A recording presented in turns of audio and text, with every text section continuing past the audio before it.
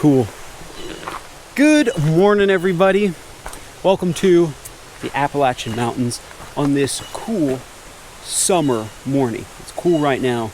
It's probably going to get hot as the day goes on, which is why I have my swimsuit, got a fishing pole, and I have everything actually in this backpack here that I will need for the day. Ladies and gentlemen, if you follow my channel, I did an eating only what I catch for 3 days challenge, and that is how I discovered this mountain stream. However, last time I was here, I was kind of pinched for time, so I did not get to spend as much time. This is the old dating rock, by the way. As much time as I wanted to at this stream, and I vowed to come back. I can go up this trail. The trail that I was just on goes for miles and miles, and I'm not sure how long this stream goes on for, but we'll eventually reach the trophy trout area. There's a restricted trophy trout spot where they have some special rules where supposedly you have bigger fish in that area. Don't know, never fished it, but I'm excited for the day. Let's do this. I just have my one little fishing rod with 4-pound test line. That is all I need, I'm finding, for these little streams. There's no point in bringing 2 or 3 rods out here. In fact, the simpler the better. Got a towel. I probably will be swimming later. Nutella. A little pack of Nutella. That came from a hotel, the last hotel I stayed at. All right, my friends, from the Ace Videos tube tackle box. I'll talk more about that in a second. I have here a tiny tube, micro tube. Love these for trout. I've been catching tons of trout here in the Appalachian Mountains on them. I've got all this stuff for making a little fire in the woods. We're gonna cook over a fire. I haven't done that in a few weeks. All right, a little split shot, little micro trout tube. That's the gold. Oh, one more thing. Dry Creek Outfitters Trophy Bass Gel Scent. The most amazing scent in the world, made of actual ground up crawdads and fish. And it's gel, it's not liquid. They don't mix water in it like everybody else does. So it's this liquid that just falls off your bait. This is a gel that sticks to your bait. It is amazing. I did also bring worms with me though, just in case the fishing's a little tough. All right, first cast of the day, ladies and gentlemen. You know, it does cross my mind that maybe this spot's a little harder to fish now that I fished here in a video. If other people come here and like just fish the devil out of it. I know that I had some sturgeon spots in Idaho that, let's just say, got really fished out after I published some videos on them. So that is the one downside of being a fishing YouTuber, is you kind of give away all your spots. There's a family here. Family is coming. I might skedaddle because they have little kids. This is like perfect spot for little kids to come, and I have a lot of creek to fish. And if there's an active couple of trout around here, I actually don't want to catch them because they have like really little kids. There's not many places they can go, and I'm a hiker and I got like miles and miles to hike, so I'm actually gonna scoot. I'm pretty sure this is probably the spot they wanted to fish. Hi, how are y'all doing? Good, how are you? Good, good. How is it? Yeah, I just tried for a couple casts. I actually am planning on trying to make it to the trophy trout spot. So it's, you know, it's a little while. So I just stopped to fish for a minute or two. So, like you say, not this time, but last time I was here, I caught 3. So, yeah, so if you want to... Let's try down here, Cameron. If you stand on that rock and just keep letting your, like, cast upstream and let it float all the way down, you know, to, like, maybe that big rock there, and then pull it back, so... Cool, well, good luck. Okay, thank you. Good luck to you guys, too. All right, guys, let's make our way up to the trophy trout spot. Actually, I lied. Before we get to the trophy trout spot, I want to try this spot. I love all these like moss-covered rocks and trees. Sweet. I love this kind of fishing. I love small stream trout fishing.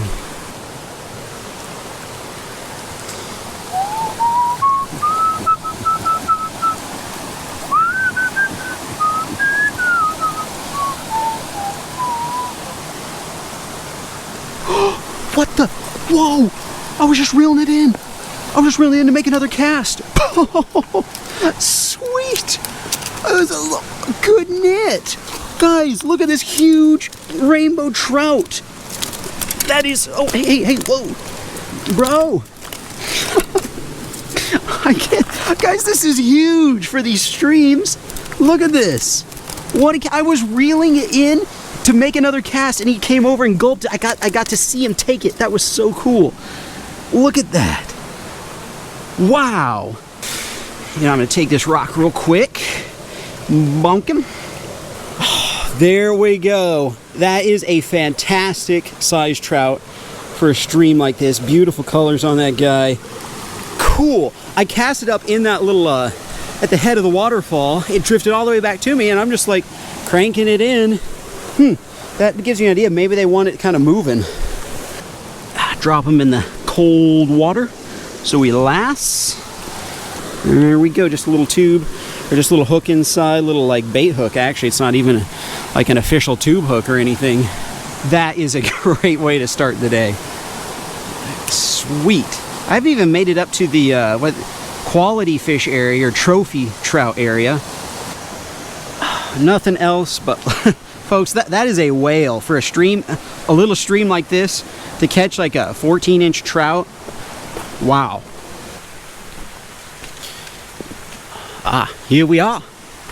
Here we are from this chain or a cable that you see going across the stream here. From this point upstream is a trophy trout area, and what I have to do is get rid of my bait. So I got worms here, and then I have some like panther martins and stuff like that. And what I'm going to do is I'm just going to put them over here.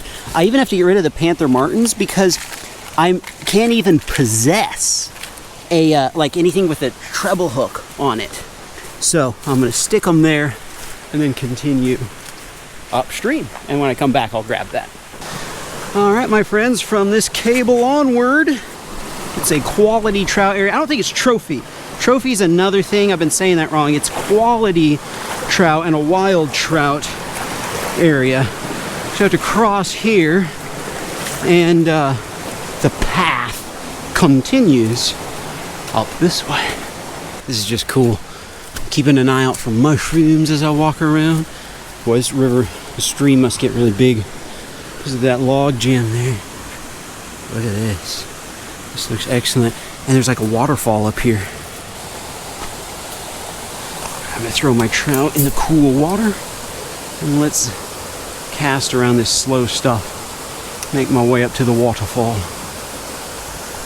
Got him. Oh, little tiny guy. Woo. Oh, I'm snagged on the tree. I was wondering what was going on there. A little microfish. Oh, this is that's a little sucker. It's a little carp. A little creek chub. That's actually the first time I've ever caught one on my tube. Little creek chub there. Those are good bait. There you go, little feller. Now that's the kind of stream stuff I'm used to catching. So to catch a big 14-incher,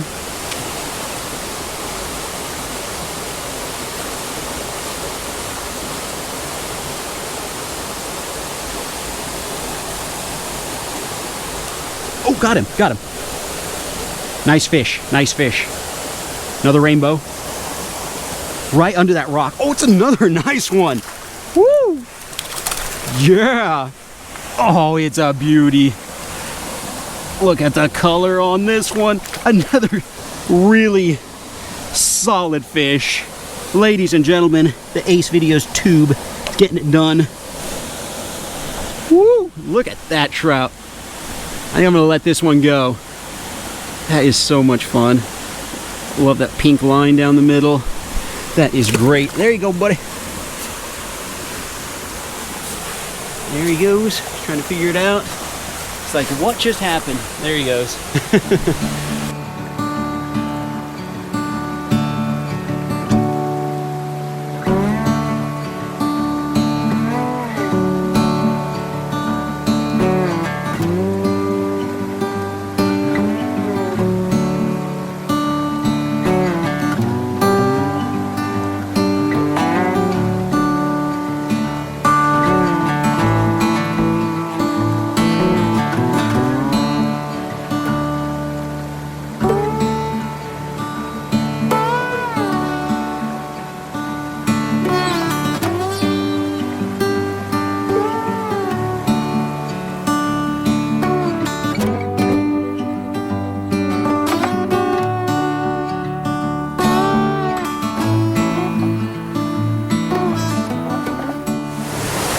Oh my, look at that. We got a few storm clouds covering up the blue sky.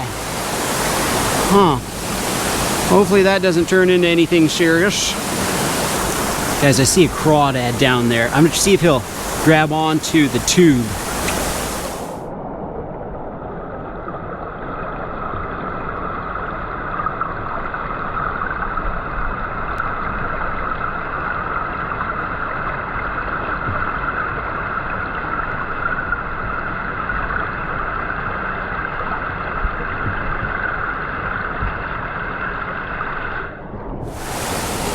Oh, look at that. I got him. Look at that. Even after he's on land and he's upside down, he's still trying to eat it. He won't let it go. He just loves the tube. Just loves it. Guys, these tubes are great for crappie, trout, and crawdads. All right, you little munchkin, you're gonna have to let it go eventually. That's just all there is to it. There, good net. All right, sweet. That was so cool. Look how the trail is going up. Kind of interesting. And oh, here's the rain. I was just about to comment how dark it's gotten because of the clouds. Ah, interesting. So this is, you see how it's like a little ravine here. This is actually a little bit of a danger zone. It just started raining, and this is like a washout area, a runoff area for like flash floods. So while it's really cool right now, I actually can't be on this when it starts to rain a lot. So I actually might turn around right here. Unfortunately, not much more exploring. Right. All right, my friends. I didn't want this, but the rain is just not letting up. Like, I've been out here about 40 minutes now, and in fact, it's getting worse. So I'm gonna have to head back. This is an area that's just prime for flash floods. And as you can imagine, like, a lot of people get stranded. If you think about crossing this stream to the other side, and let's pretend that in the next hour or so the stream swells 2 or 3 feet, you can easily get stranded. And so I'm not going to risk it, and I'm going to go back to the truck. But the fishing day is not over, because it actually gave me the idea of going to a new fishing spot that I discovered but hadn't fished it yet. I discovered it like 2 weeks ago. So it's a perfect excuse to give that spot a try. It's actually at a big river. So look at this. The trail itself is starting to become a little stream. I got to make it through all the crossings before this gets any worse.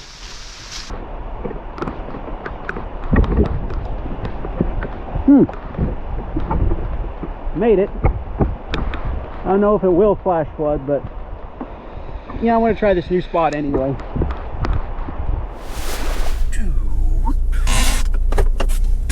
All right, so check this spot out. Looks a little different. The last time I was here, they were letting a bunch of water out of the dam, and it was like a foot or two higher, and I could actually see trout swimming everywhere. Well, I saw like three trout, and I thought, man, I'm gonna have to come back to this spot. I wasn't even fishing, it was just like a scouting day, and just drive along. Look how beautiful this river is.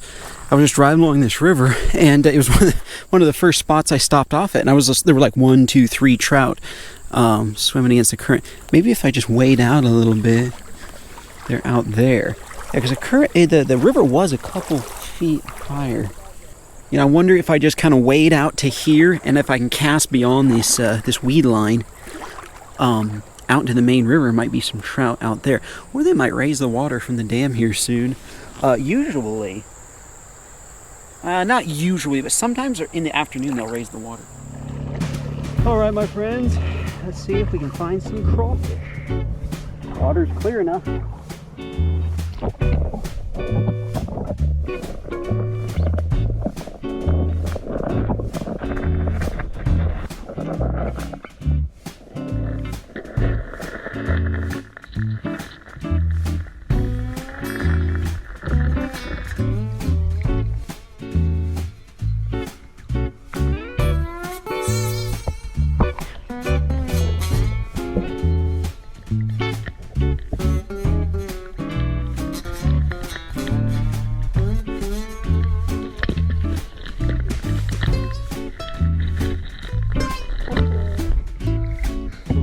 Big one.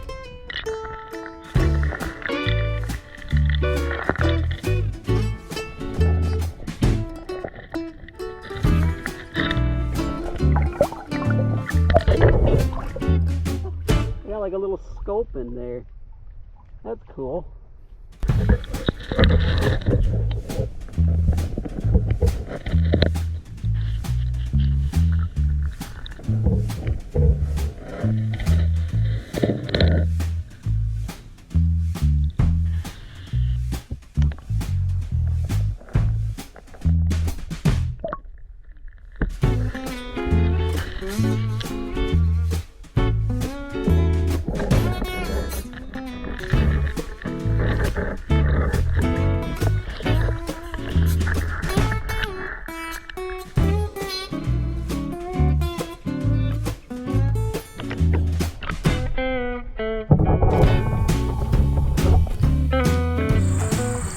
All right, my friends, I have a just a hook, no sinker or anything right here. We got some night crawlers. I'm gonna try casting it down there. A great big night crawler. Let's see if I can get something. I'm try to sneak up closer. It's really cool how clear the water is. It ain't always like this, folks.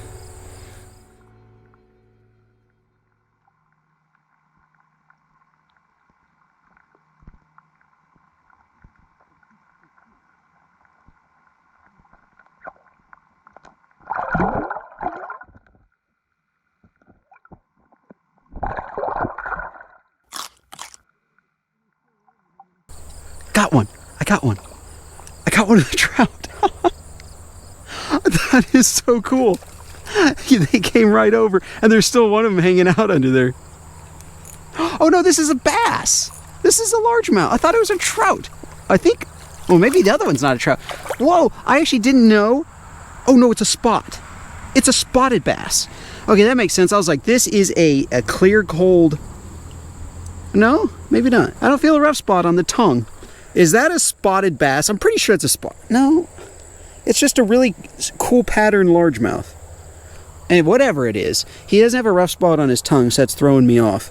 It looks like a spotted bass, and this is like a really cold, really clear river, and so it reminds me exactly of what a environment a spotted bass would be in. That surprised me. I've actually never caught a bass out of any bass, largemouth, smallmouth, nothing out of this river. So that's surprising to me.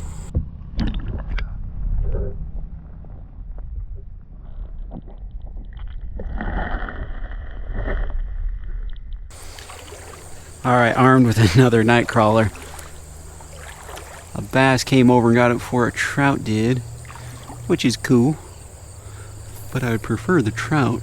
I don't see the trout, to be honest, though.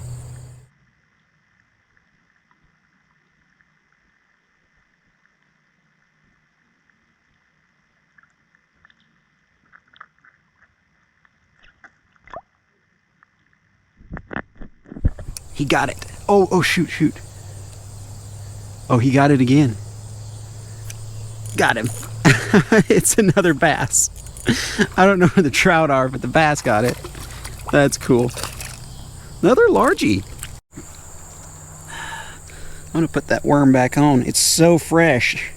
It's still wiggling, which is great. Fish love a wiggly worm.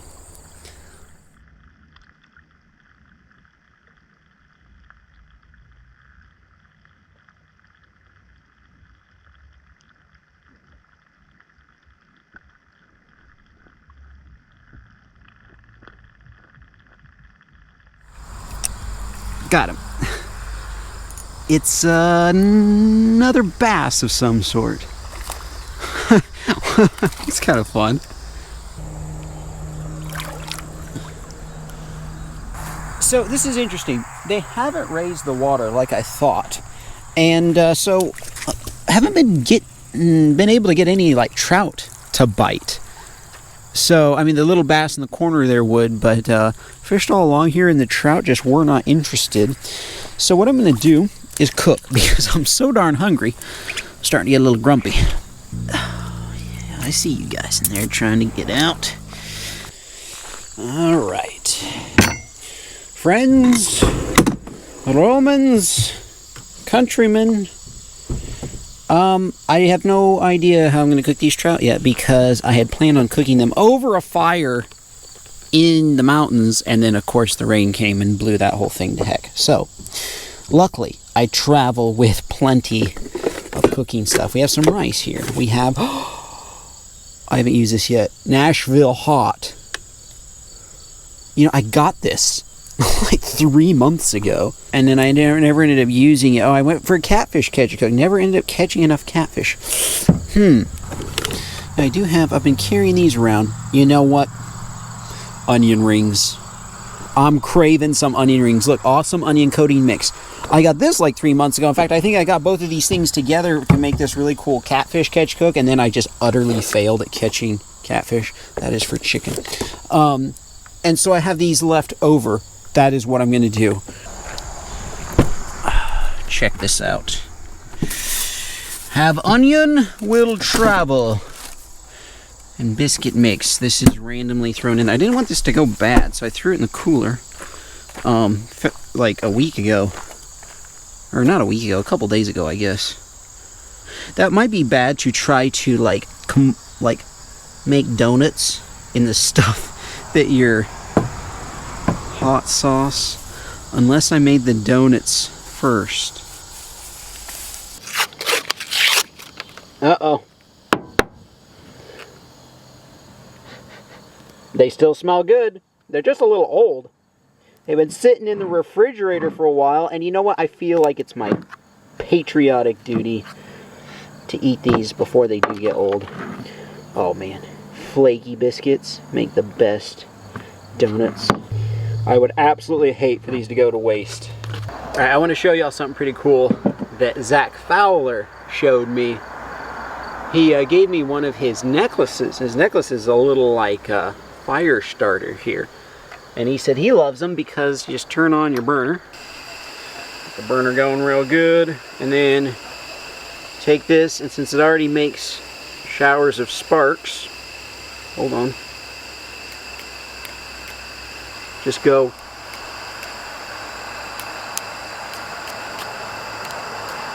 Little sparkies. Light.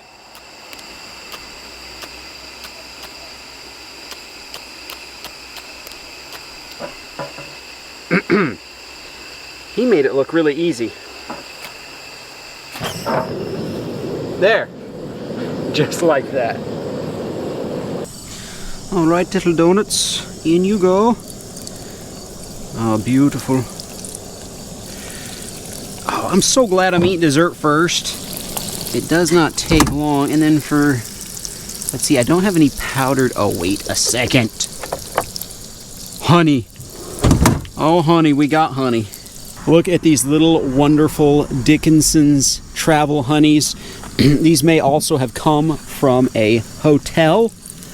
And, oh, the oil is a little hot. You know, you wouldn't believe this, but some people go to hotels and then they keep all of the little condiments and stuff that they give you, and soaps and shampoos and everything, and then use them in their travels. Yeah, I forget how like just lightning quick these things can cook.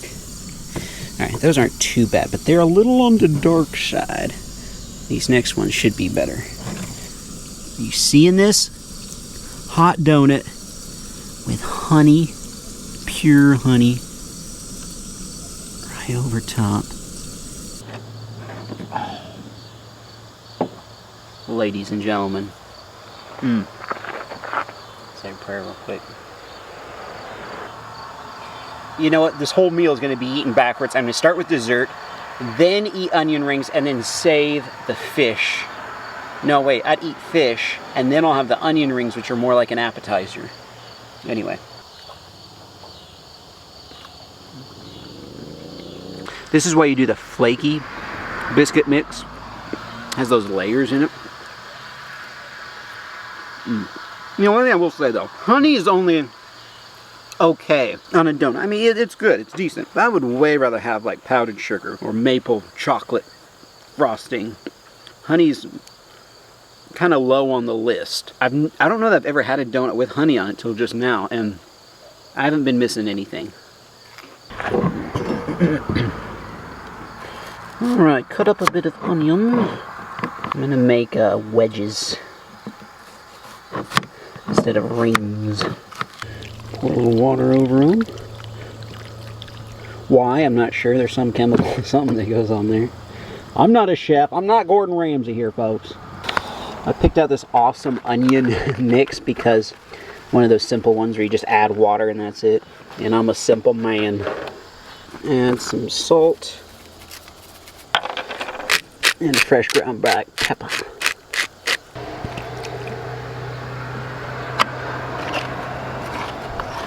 Alright, so I thought this was interesting. They said in the instructions in this one to roll them in dry powder first. Lightly roll them. And then put them in the batter.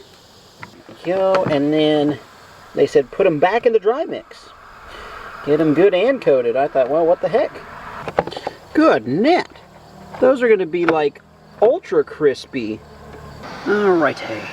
Onion rings coming in cold. Soon to be coming in hot. Or they're not rings. They are wedgies. Oh, those are looking fine. Well, they got layers of crisp on them. When you do that back and forth thing, it adds the layers of crispiness, that's for sure. These are going to be some crunchy little devils. Alright, so for this trout, I had some leftover Florida key lime seasoning, or a powder coating. I think that's what they call it.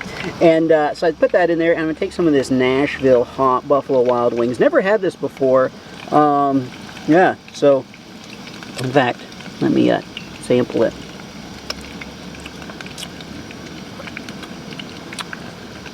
Nice. Not too spicy. Very nice.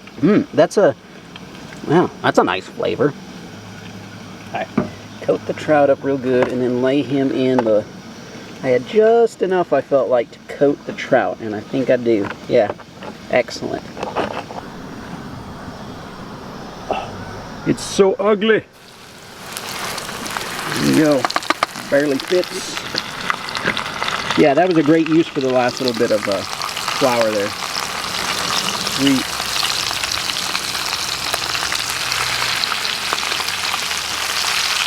Give them some space. Alright folks, it's time for the crawdads. Now, I only deep fried crawfish once, and they turned out so delectable. I don't know why I haven't done that since then. You know, it is a little bit of work here. Oh, look at him. Look at the big one has, oh my, the big one is, he was, you know, I'm going to kill him first. I always kill him before I deep fry him. There's the head. And they do crawl around a little bit while they're just like so. And then just kind of rotate them around there. They are dead, by the way, guys. That's just a reflex. All that kicking and stuff. I mean, trust me, the head is gone. So, I think what made this so tasty, I concluded the one time I did this, that was in like 2020. The one time I did this, I concluded that having a little bit of batter on them sealed in or locked in the flavors. And that's why they turned out so delish. Oh, yeah. I love the red color of that trout. That hot sauce on it. Yes. Everything is turning out most excellently. Try one of these.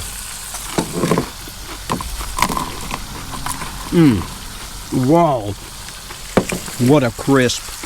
What a crisp. Trout coming out. Hot. Perfect. Perfect, perfect. Excellent. And now, 3 little crawfish. Covered in batter. And that batter somehow seeps into them. Makes them even tastier. And I'll bet with like the, like I see this, see how the oil has changed like this kind of orange color?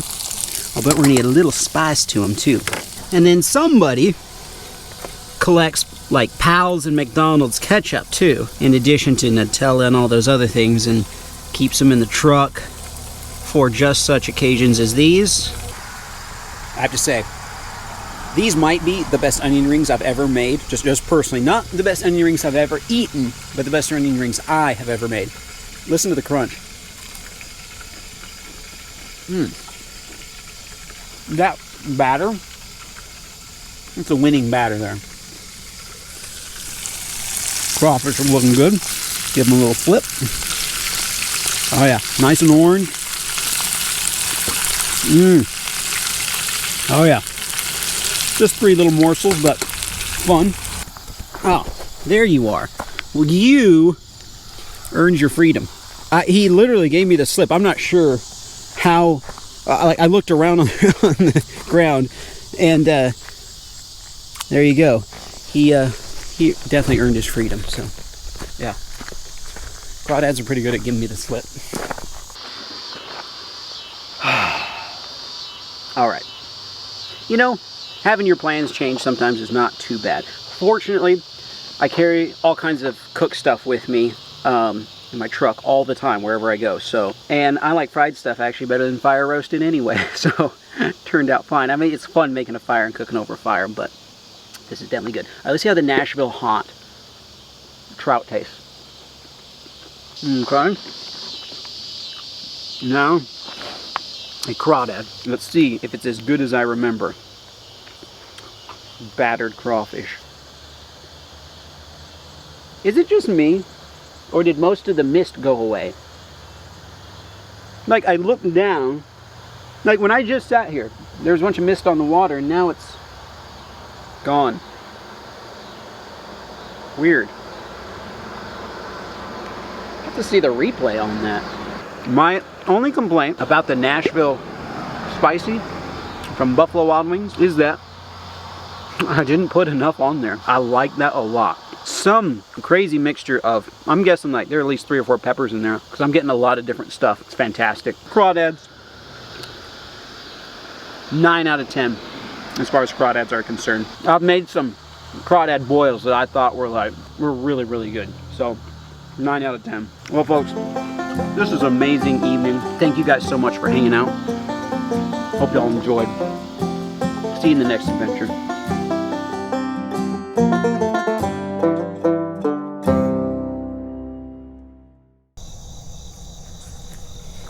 What is going on, my friends? Welcome to a beautiful morning of fishing out on the lake with me ancient. We're about to launch the boat this beautiful early morning, but at this launch ramp, it just looks amazing. They have these big concrete blocks that go down into the water, and launch ramps, oh, just a little something hit the surface right there. Launch ramps in general can be great fishing spots. And so we thought we'd take some casts. Since we are the first ones to the launch ramp, nobody else has disturbed it. Got on a chartreuse, kind of bluegill crankbait, but not the typical chartreuse. And then I have something that's really vibrant and crazy. Sometimes this, we've noticed this lake, chartreuse seems to be the color. It's just the fish, for whatever reason, in this lake are really keyed in on it. Nothing on the first cast of the day. That was the first cast, by the way. Nothing. Oh well. Let's launch.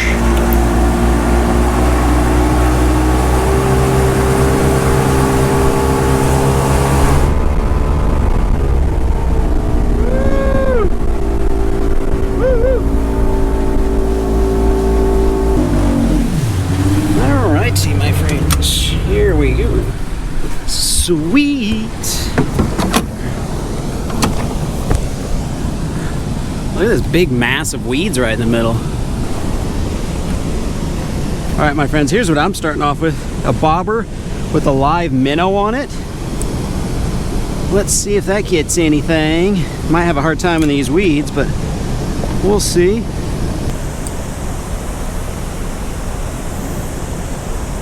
Got it. Oh, nice. On a Cinco? Yep. I saw you pick that up. You need a net? I'll get the net just in case. Just because I want to grab the net. A little light. Oh, hey, hey. Oh, there goes the worm, darn it. Nice smallie, Pops. Smallie, heck yeah. That's a fat one. Yeah, he just picked it up off the bottom and swam off with it. All right, first fish of the morning. Gotta go. Very nice, Pops, very nice. Good start to the day. Yes. Yes. Thank you. Hey, now, since you caught that, I'm gonna switch to the old white swim bait here. Makes sense. Since you caught one on a Cinco, a white swim bait is my choice. It just makes perfect sense.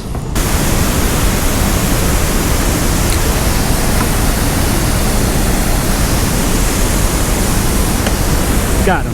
Right in the fast stuff. I casted right in the waterfall. Oh, it's a white bass. Oh, nice. Hey, hey, we got dinner on a white swim bait, ladies and gentlemen. My first fish of the day. That is what I'm talking about.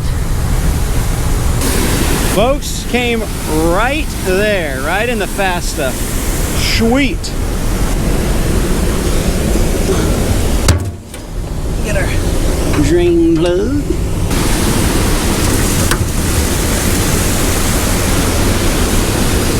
When we just want to keep fish to eat, this is the live well we use, so we don't have a whole other extra cooler with aerator and stuff on board. Sweet, that feels good. There's a big rattling head on the end of this, and the boot on the tail on the swim bait, this has a really erratic action. I really like it. And then you have the rattling head on there. It's just a good one. Let's try off this side. Got him, got him. Right on this corner. This feels, oh wait, he may have been snagged. Wait, he might be snagged now. Either this is a big fish. That was weird.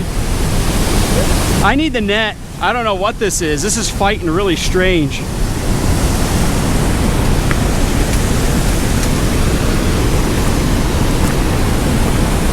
Oh, it's a hybrid, I think. Yeah, it's a hybrid. But it's a hybrid. He's fighting really hard. Look at that. Look at that. Oh, Pops, get him. Yes. Oh, nice. All right. Yes. Sweet. Oh, my gosh. A hybrid and white bass. Oh, my word. Oh, we are going to eat good. Uh-huh. Yes. Sweet. Oh, man, my friend. That white swim bait. Getting it done first thing in the morning. That's why we woke up early. Oh. I don't know why I did that over the water. I guess I'm so used to releasing fish. All right, my friends. In case you're wondering, white bass, hybrid, and striper are all in the same family. They're so similar looking, but there is a small difference.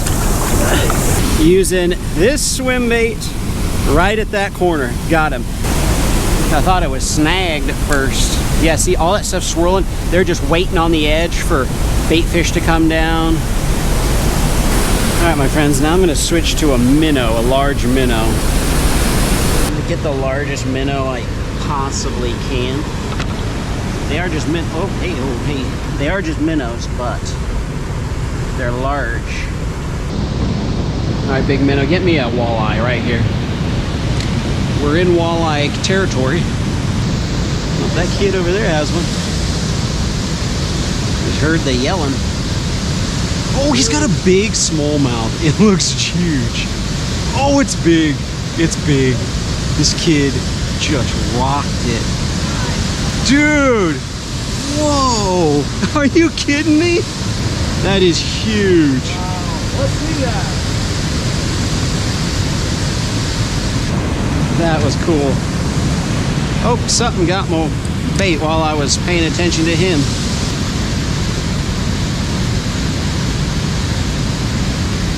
Got him. On a minnow. Got one on a minnow. This feels like a good fish. Solid. This ain't no little bluegill. On the large minnow. That's a catfish. Yes! A nice eating size too.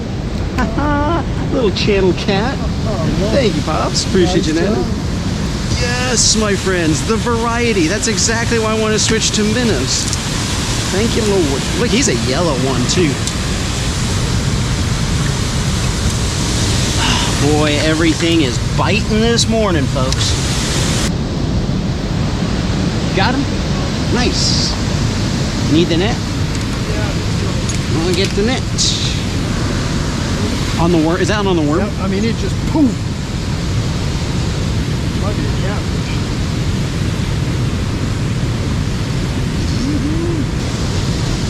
Come on with it. Let's see what it is. Don't rush him. Don't rush him. I mean, it just. Oh, it's a flathead! Look at that! Oh, it's a big flathead! That is, we haven't caught a flathead in a long time. Nice job, Pops. Are you kidding me? Nice.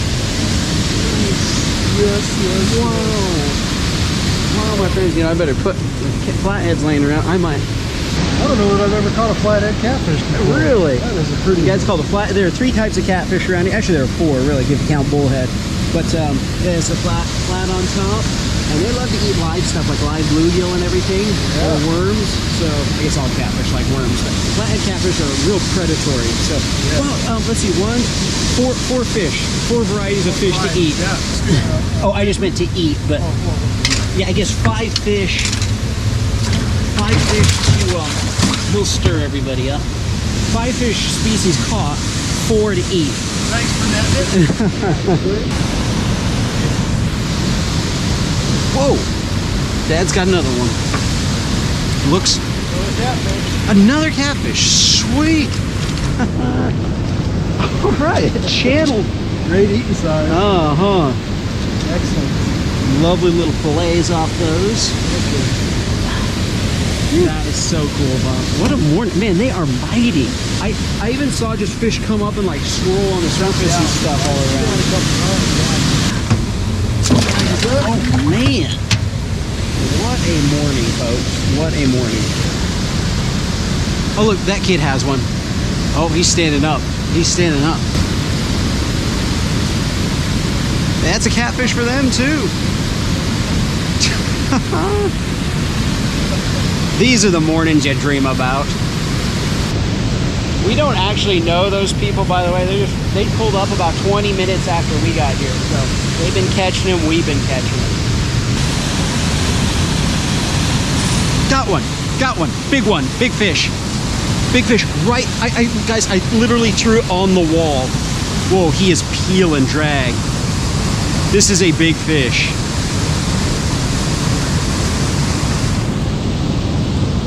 Oh my goodness.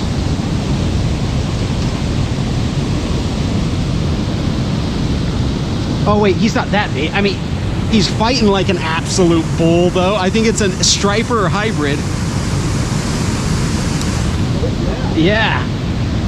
Boy, the way he took off. I mean, I thought I had a 20-pounder on. Yes! All right. Thank you. I can't believe this. I can't. Pops, I literally casted it on that slope because I kept getting weeds. So I thought I'm gonna cast it on and let it just kind of tumble down. He was waiting for it. Wow. Oh, there you go. Do we want to keep him too? Yeah, I don't. I mean, we already have enough meat. Like yeah, for. we have enough meat. Yeah. I say we let him go. Drop him in if you want. Unless they want him. Y'all want another fish? Do y'all want this? You want it? Yeah, he wants it. Minnows everywhere, my friends. I mean, everywhere. And the water's not even like clean, and we can still see tons of minnows. Who knows how many there are underneath the boat. Hey, how are y'all doing? What a morning of fishing. We only catch enough for like one meal. We only catch enough for one meal, and then we eat them, and then whatever fresh stuff. So we have an extra hybrid, nice size, if you want to have them. If you don't want it, we'll sure eat it. Sounds great. Was you in the camp? We got a nice flathead and then 2 channels. Yeah. Yes, sir. His first cast over here, he caught a 20-inch small. We saw that. That was so cool. I don't know where they are. YouTube or something? Yeah, I make fishing videos. I wanted to ask if you guys wanted to be in a video. They'll get 12, 18, you know, big ones. That's, About, Thank you. you're welcome. I'll give you guys my YouTube card. Yeah. Oh, yeah. I make fishing. I have over 400 fishing videos on YouTube. So if you really? wanna check Oh, it. he's a big YouTuber. Okay. He loves it. Excellent. Yeah, Tim if you- Van Zandt, Tim, nice to Mr. Tim, you said? Tim. Tim, I'm Ace. This is my dad. All right. Lynn. Very good. What are you guys' names? I'm Jake. Jake. He's Mason. Jake and Mason. Cool, cool. Well, we'll see you on YouTube. Yep. And just check out my channel. It'll be one of the new videos in a few weeks. So, Okay. Alrighty. Live the dream and be careful. yes, sir. Y'all too. Well, my friends, what a morning out here. We are going to get away, though, from the mist and the noise a little bit. Fish at a spot we like down here, and I am going to make some breakfast. It's like 9:40 right now.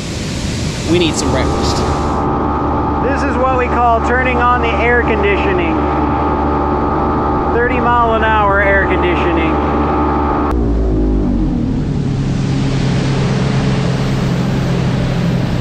All right, guys, my dad's going to fish, and I cook.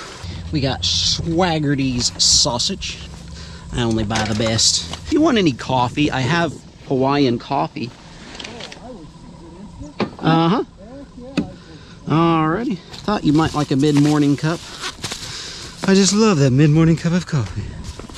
Gotta have salt. Oh, yes. And then Lewis and Clark's Coffee Rub Spice. The Pacific Northwest collection sent to me by Jennifer. Thank you, Jennifer.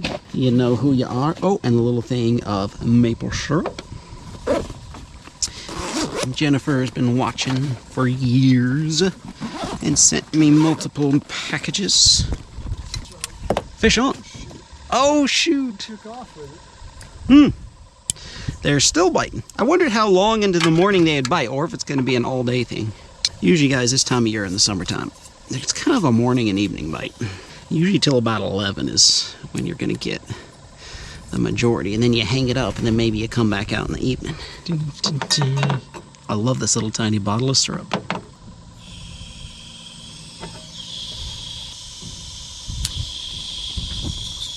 There we go. We got waffles, folks. We got sausage. Let me show you what I'm going to do here. This is going to be a fun breakfast. Just throw the sausage down. Can we fit all of them? Move over. Yes, we did it. Got all of them in there. We've had some good success by these metal pillars, I think from the old bridge. Well, a little breeze feels nice. It's going to get toasty real fast out here.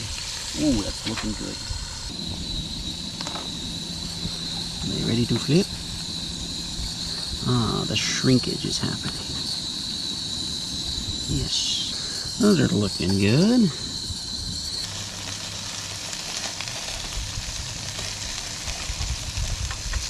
And in the oil where that the sausage made its own oil, we'll make a little egg here. Let's do 2 here.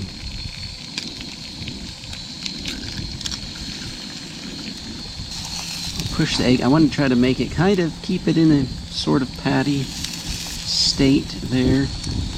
I'm going to take the Lewis and Clark Coffee Rub Spice, which I actually already tried, Jennifer, and it is delicious. That's why I thought I'd show it in a video. Guys, I can't get to all the stuff y'all send me, but I tried to get to some of it, and Jennifer, this was amazing. Some salt.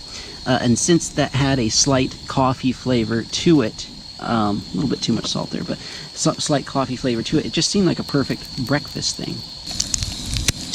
Put the cheese right over top. Melt it good.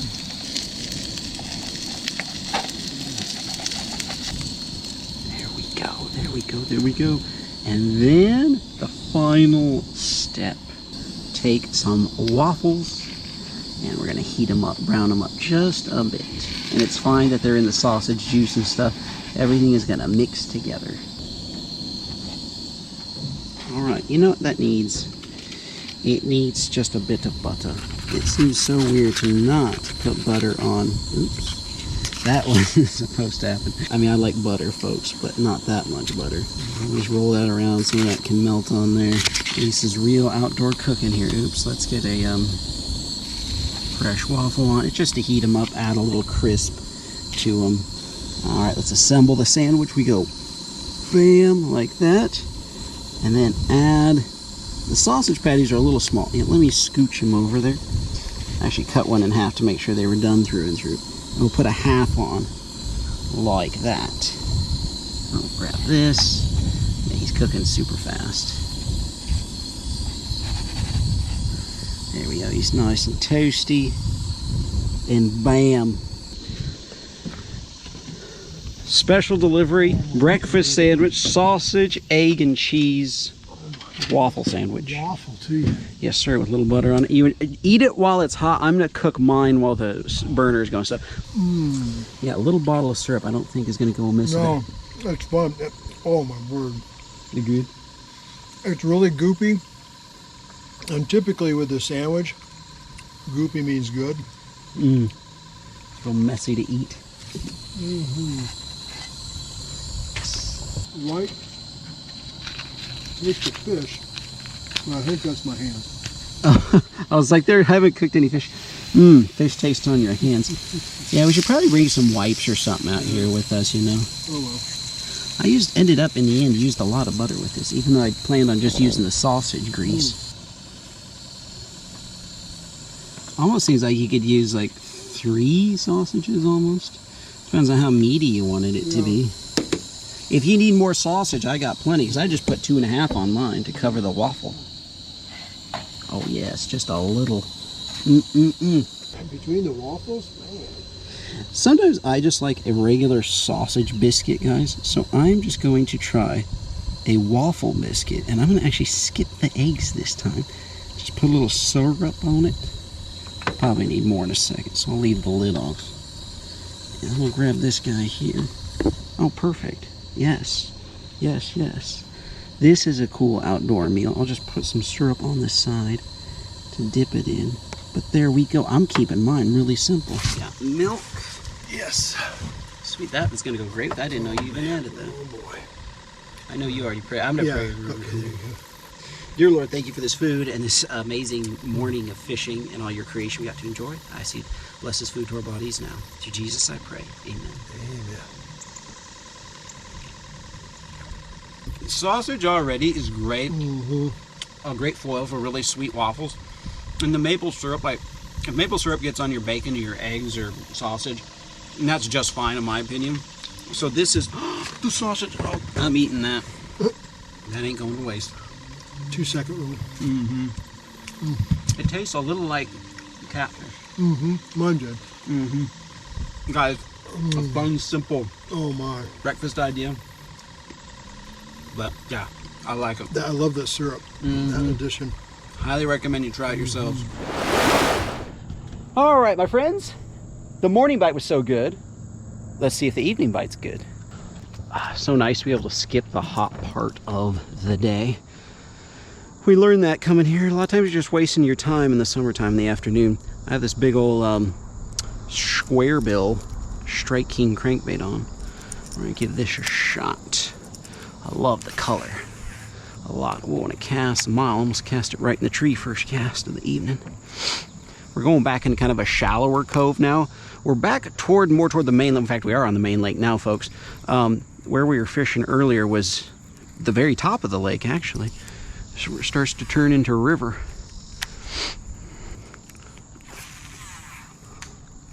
Oh yeah, right by that. Let's bring it down that little. Got him. Big one. Big fish. Yep, right off that gravelly bank. Whoa, he smoked it. Thought he was getting a big old gizzard shad. Yes. That was fast. That was. Oh, it's a drum. Oh, it's a drum. Still, that's kind of cool. Oh, pops. Oh, hey. That is nice. crazy. gosh, he ate it too. It's right in the corner of the mouth. Oh man, did you see how the strong run? I mean, I'm thinking yeah. like 5-pound bass. Yeah, oh yeah, absolutely. Oh, well, that's cool though. Hey, we got 5 species to eat. Guys, drum are good. Just throw him right on the ice. All the other fish we transferred from the live well to the ice. Oh, well, that's a little excitement. That was 3rd cast of the day. Take this rock a second here. I don't like fish dying, taking 20 minutes to die in the cooler type thing. I'm just not. I know people do it all the time, and I don't like look at other people who do it and like, oh my gosh. But for me personally, it's what I do. All right, sweet.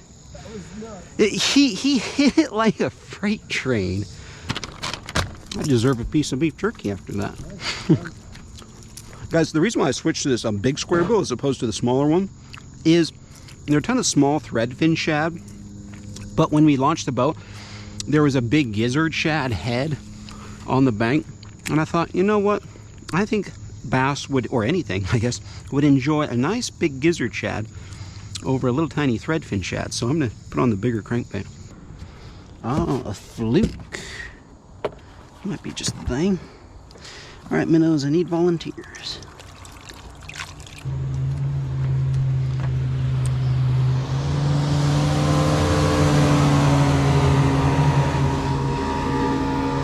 They don't believe in speed limits for the back of coves.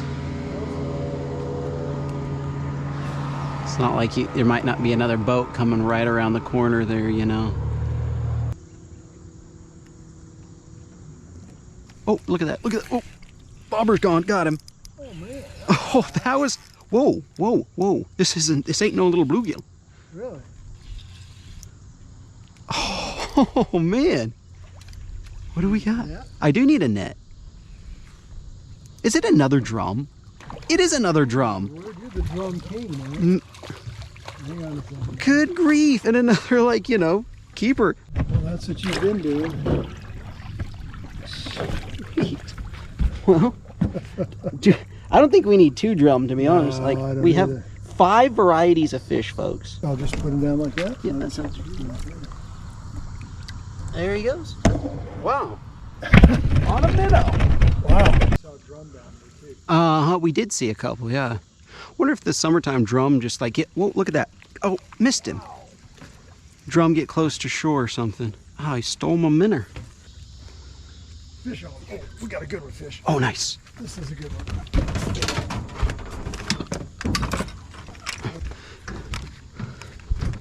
I mean, he just smoked it. What is this, Drum Cove?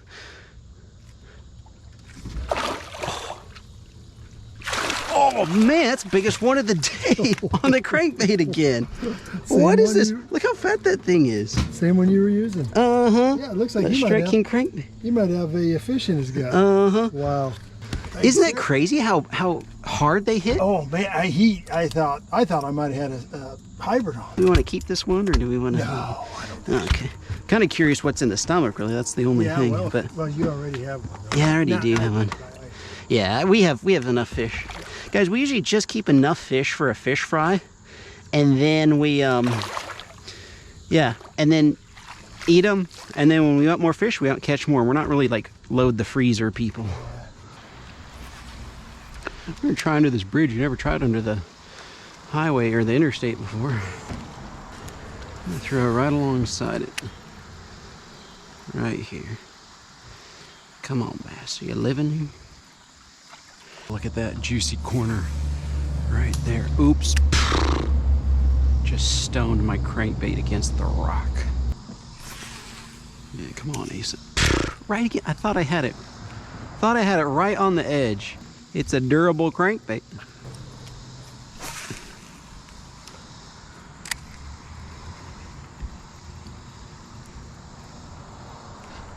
Got him. Right by the pillar. Yes, sir. All right. If it's a largie, and I think it might be, yep, it might be. This will be, I don't even know what species count we're on, if I can land him. Yes! All right, a new species. That's 6. We are 6, okay, yeah. Thank you. Oh, it just popped right out, just like that. It is a good lure. You know, I figured with all the little tiny threadfin shad, if they see a big gizzard shad swimming by, they would go for that. We are catching the variety, folks. Cool.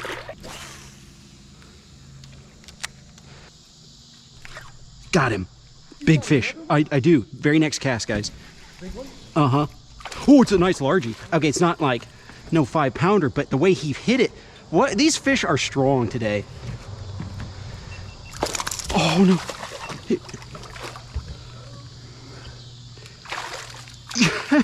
Yes. Nice. He was like right there too. I don't know if he followed it out. Yes, guys. This weighs 2.5 pounds. That crankbait. I don't know if I've ever used that crankbait before, and it is Switching. Yes, I love that cranker. Of course, because we'll just figure he's 5 pounds and then throw him back. He's probably 2. There we go. Because we haven't used the scale in a long time, so 271 with the weight of that on there. So about 2.5. Nice. Excellent. That is so much fun. My dad just had a bite over there. Guys, we've never seen this spot before. We've never been back here. So, Pops, I think that these big fat crankbaits too in this dark water throw off a big, wake that they can sense too from a long ways away. And so if it's coming at them, after I got it off the shore, so it was snagged on the bank, it got under the boat somehow. Can you go grab it? Yes, please. Oh man. Oh gosh, I was like, we got the ending kicker fish. Wow. Well, my friends, getting a little too dark out here, but it's been a fantastic time. It sure has. Yes. It has been One of the more successful days we've ever had out on this lake. So Definitely. we will see you guys tomorrow for the cook.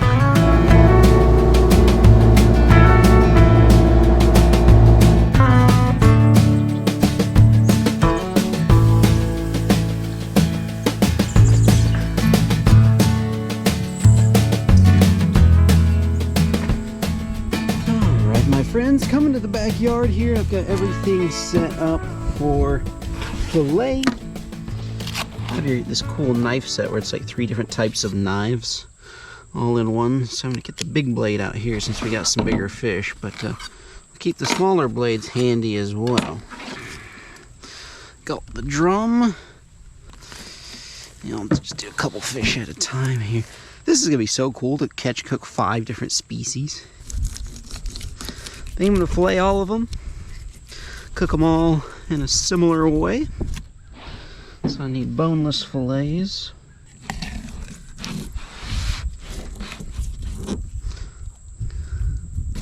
Nice. Doesn't appear like there's really much, if anything, in the hybrid stomach.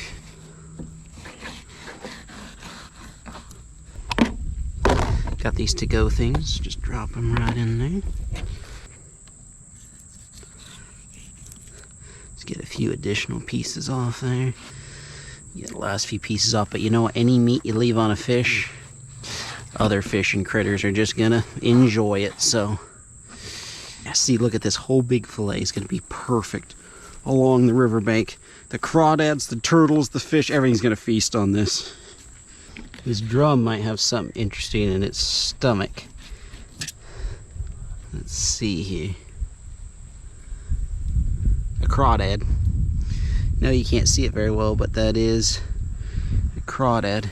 Interesting. Alright, my friends. We'll do the flathead. With how fat the flathead is, how wide its body is, I'm thinking it has something in it. Growing up in Idaho, we didn't have many flathead. They're just not super common there. So when we come here and catch them, we're pretty excited. Well, one thing to me about flathead is it seems really steaky. Like just thick catfish. What? That's crazy. Nothing in its stomach. Gosh, I thought for sure there'd be something. So nothing in the stomach, just pure width. Just big bone Just fat glands. Look how thick the belly meat is on that. That is crazy. Now what do we have here? Dude, what's with that yellow meat? What's with all the stuff in its stomach? That is the yellowest meat I've ever seen on a fish. Why does that look so unsavory?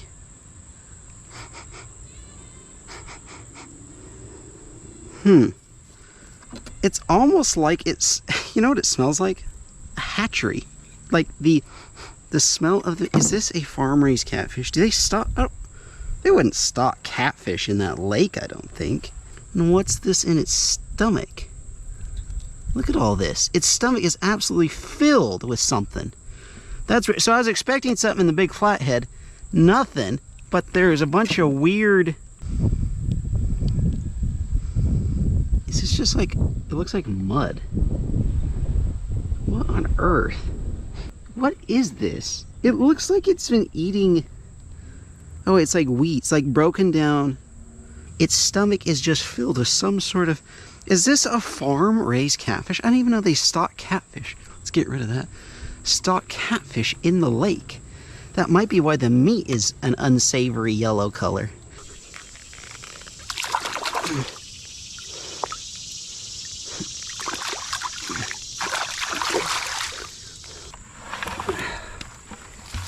All out, just like so. Let's see what comes along.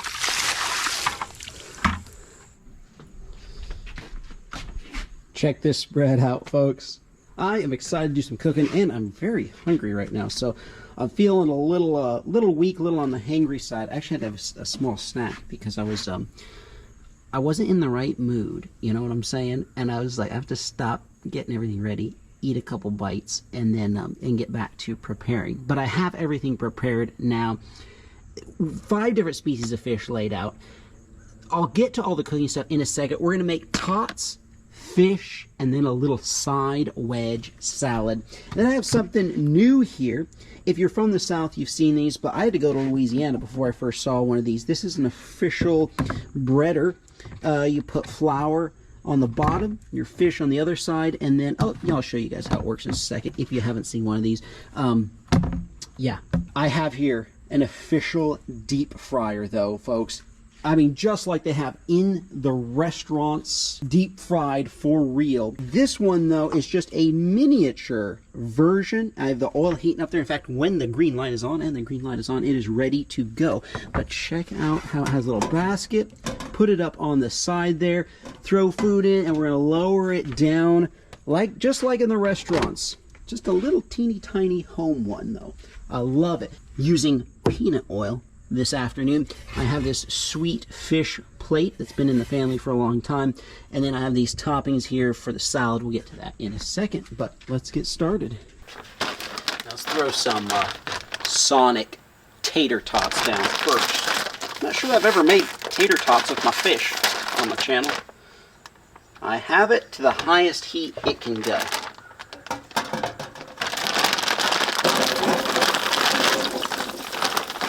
Oh yeah, make a whole batch at once.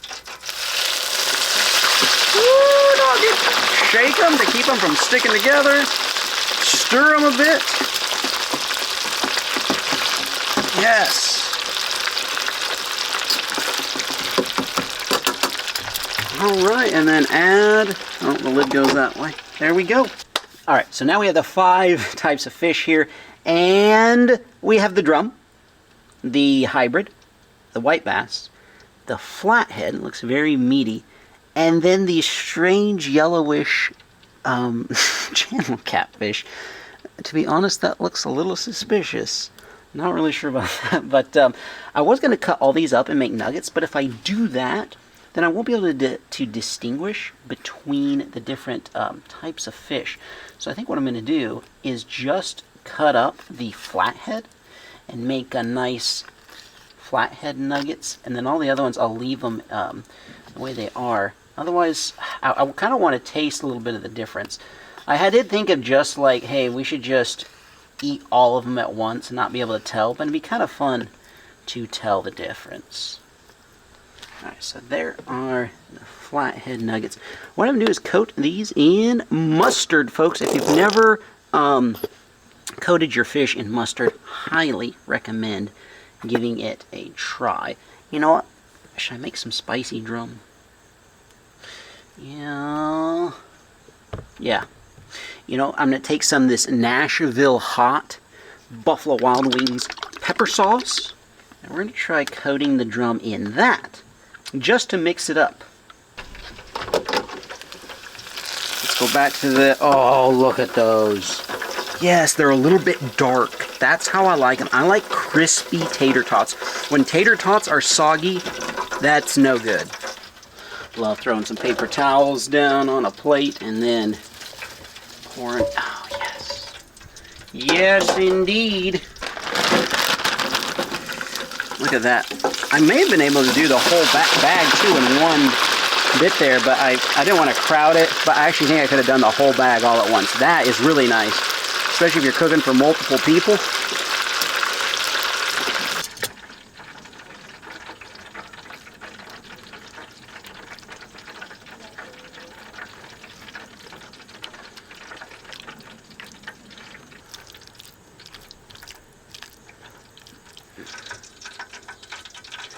It may have been a little too much for the drum there. We'll see. Well, I'll leave it on there. I was gonna say I might pat it dry, but you know, a little spice never hurt no one. And when you like cook spice, some of the spiciness does go out of it when you cook it. All right, now time to use the outdoor gourmet thingamajig here. I don't even know what you'd call this. Some all-purpose flour. A lot of salt.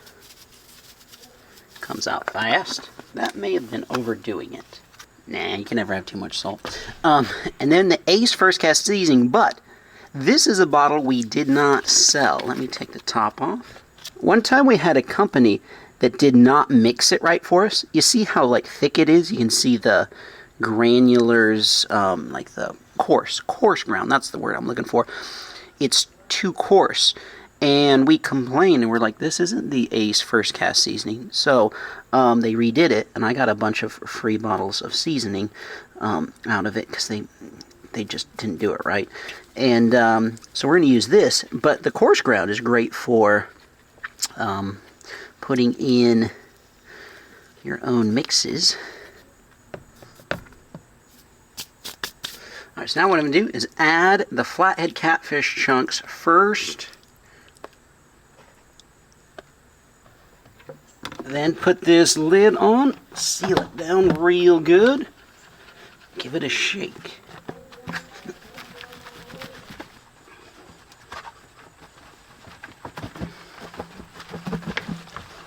And then you flip it over like this, give it a shake, and all the flour falls to the bottom through the colander.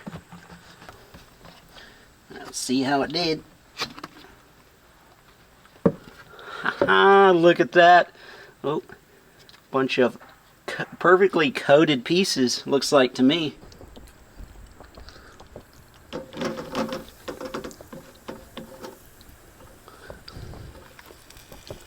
Ooh, doggy. Alright, we just lower down in, give it a shake, a little stir, and bam, that is so cool. Catfish deserves to be fried, you know.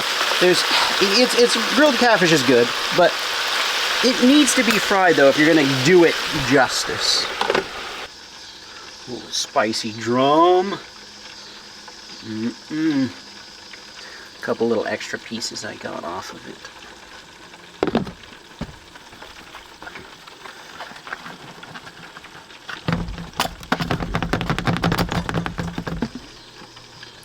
Bam! Works like a charm. It does throw flour around a bit, but besides that, I like it. Woo! Yes, indeed. Yes, indeed. That is, if I don't mind, like, I shouldn't brag on myself, but That's cooked to perfection. All right, what I'm going to try to do is keep everything stacked in its stack. I made a sweet little tower of tater tots, tater tot tower. Let me make it. Oh, I'll let that cool down, and then I'll make a flathead catfish tower. Let's lower this. And drop the fillet in there. And the next fillet.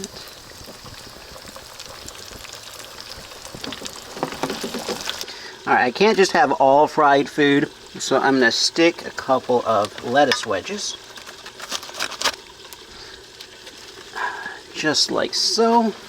Oh, overcooked the, oh, maybe just the, I don't know, that might be just the spicy sauce that makes it look that dark.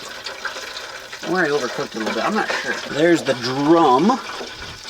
And then on the wedge salad, just going to put some ranch. I really like doing it this way because the ranch falls down in the cracks of the salad. And I'm a big ranch guy, so I let it be quite generous. Then let's add some bacon bits to it. And some sunflower seeds.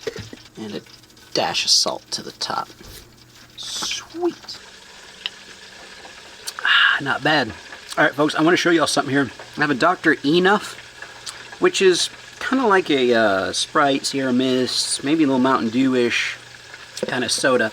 I've never soaked fish in it before, but I think it should be just fine because it's the sugar, it's the whatever, the lemon, the limey, the kind of different fruity flavors you want. I'm going to put some of this in here.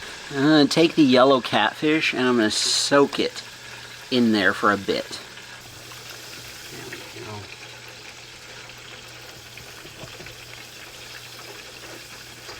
Alright, leave that for about 10 minutes, 20 minutes. Then the Dr. Enough. I don't know if you say enough or nuff. I thought I'd just hear people say enough. It's a southern thing for sure, the drink is. In fact, it's made in Johnson City, Tennessee, if I'm not mistaken. And it's been made for a long time. Never soaked fish in it, but I'm pretty sure this is going to be good. Hope it improves the taste. Give it a good shake.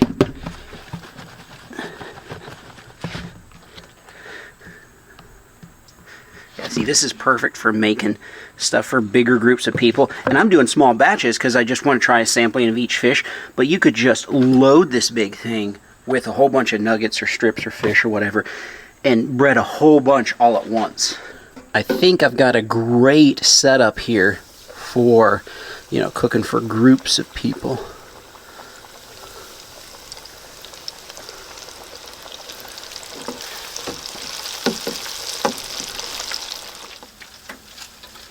There we go, folks. A big, heaping fish, tater tot, and salad platter. You know, I am going to divide everything up here between my dad and I. Put the salad on the proper plate. Oh my. Alright, oops. Alright. Wow. Should we say a prayer real quick? Yes, indeed. Thank you, Lord God, again for a great time on the water. Thank you for the bounty we get to enjoy now. I ask you to bless it to our bodies. In Christ's name, amen. Amen. So we can try these. We better start with, let's start with the flathead. All right, so that's the We'll just try these in no particular order. Okay. And what we'll do is what are our top two favorites? What's number one, Okay. number two, and we'll disregard the other three. They all got honorable mentions. Okay. So this is flathead. Flathead catfish, yes sir. You know, if I've had a flathead catfish before, I don't know that I don't remember it. Mm. Interesting texture. It's not real flaky. Not real, it's kind of nondescript. Mm-hmm. Tastes like the coating. Mm-hmm. Okay. Yeah. It's not a flavor burst. It's not nasty at all. It's not like a carp or anything. Yeah, no. That fillet is the channel catfish, Channel cat, which okay. I soaked in Dr. Enough. Dr. Enough, okay. I definitely get a sense of like a cat, what I'm used to catfish tasting like, I think. It's good. That surprises me that the channel catfish tasted better than flathead because the channel looked bad. It had a lot of yellow in it. That plate is white bass. White bass. No, a hybrid, I mean. Hybrid. Okay. All right. Cheers. All right. That's got my number one vote out of the three. So That's interesting that hybrid, is number one for me too. The dark red one is drum. Drum. And it has a little spicy sauce on it. Because I thought drum is pretty plain tasting. okay. Still good, but plain tasting. It might use a little bit of spice. Very meaty, dry, but it's a flavor. Whatever you did. Oh, But right now, that's number two for me. you know, Yeah, so we've got white bass here. white bass. Cheers. And that's more like trout than anything in terms of the Wow. flakiness of it. Boy, That that's, one's so distinct. That one's like It the is. most different of all of them. You wouldn't think that a hybrid and white bass would be that different, but they are. All right, you want to go to number two first? Sure. My number two, because of the coating, I think, is the drum. I like Oh, the really? texture, and I like that coating. Okay. Yeah, it do, I don't think I'd like real hot. It must have neutralized a little bit because I like the drum. Wow. You know, the drum is good to me, but I was going to say, before you had that very persuasive speech on how good it was, which made me want to change my mind, but I better stick to my second place was actually the white bass. Wrong.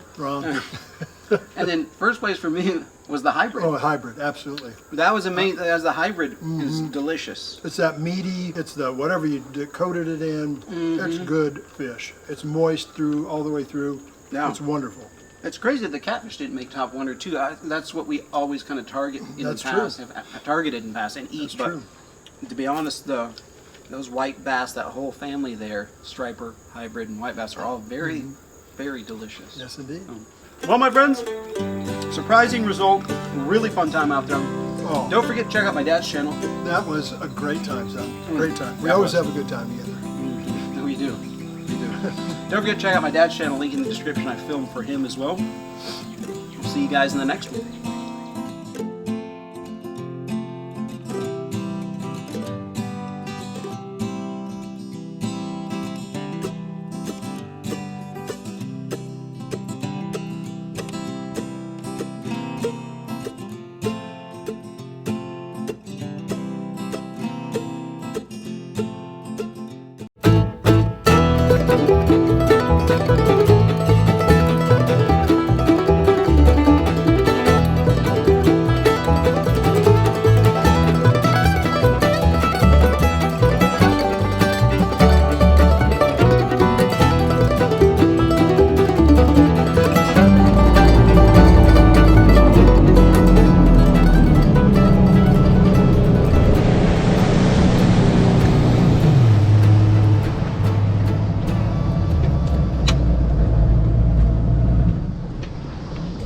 Woo! Man, that was a good run. Run up river. What is going on, my friends? Welcome to a little afternoon fishing episode with me, Ancient. Check out his channel. Link in the description below. And we launched at the lake, which is back that way. But we decided to come up the river because up the river there are trout. As it gets narrower and narrower, the water gets cooler, and trout generally like cooler water. And they live in the river or at the very mouth of the lake in the summertime. And we're going to target them today. I am going to put on a tiny little, it's called changeable craw trout tube there on just a little tiny jig head. It's like 1/16 ounce from the Ace Videos tube tackle box. These are 5 of my favorite tube colors, and we put a ton of jig heads in there. And even though it's a small box, we wanted to pack it all in a small box on purpose. If you buy those big boxes at the store, you'll see that they're mostly empty. You're buying a lot of air. And we could have done the same thing, trying to make it look like you're getting more than you actually are. But I wanted it to be small enough where you could just fit it in your pocket, you know, camping or hiking and stuff like that. So don't be deceived. Even though it's small, we packed 50 tubes in here and a bunch of jig heads. So check them out, link in the description. First cast of the day with yon tiny tube. Great thing about using these tubes too is if this falls in front of a crappie or a shell crack or something, they might eat it too. Yes, I might do that. They're looking real skittish, so. Well, guys, these trout, the ones we've seen so far, have been real skittish. This might be a day for night crawlers, just like a nice weightless crawler flowing around in the current. Maybe a little split shot, but it seems like every time something splooshes near them, they freak out. They're super spooky. There's another trout right there. Little guy though. Good, if I could catch a little tiny trout, we could use them as bait for striper. Well, my friends, nothing in the river, and they've really started letting a lot of water out. The water's come up, so we're gonna go out to the main lake. Maybe there's something out there.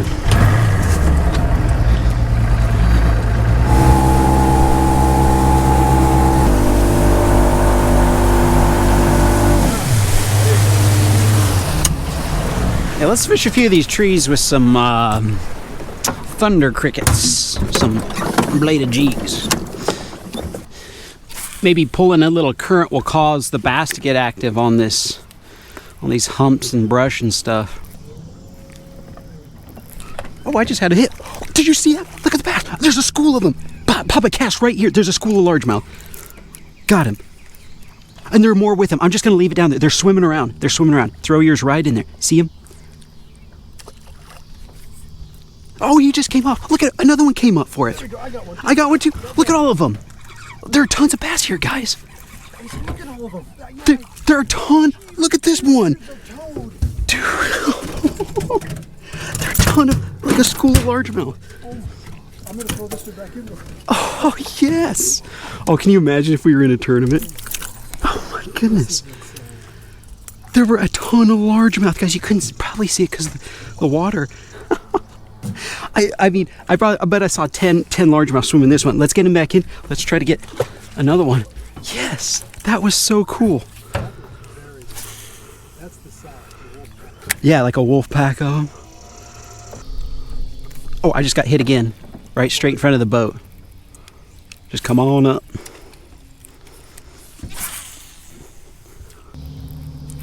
Got him. Got him. Yes. Throw yours. Oh, shoot, he just got on. You got one? Nope, it might have been. Oh man, if we have school and large, you know, I really thought that you know, if they turn on open the dam and really get the current flowing, it might turn on the largemouth, and I would say it kind of did. Guys, the river. Oh look, I just scared a bunch of bait with my lure. That's what they're hunting. They're probably just schooling fish underwater. We can't see it on the surface, but underwater you got wolf packs of largemouth. Guys, the river though starts just up there, a few hundred yards. Do we want to go out to the main lake, see if there are any striper feeding on the surface, or do we want to keep fishing for largemouth around here? One of the things I've noticed about fishing the rivers around here is that the trout tend to shut off when they open the dams and start letting water out.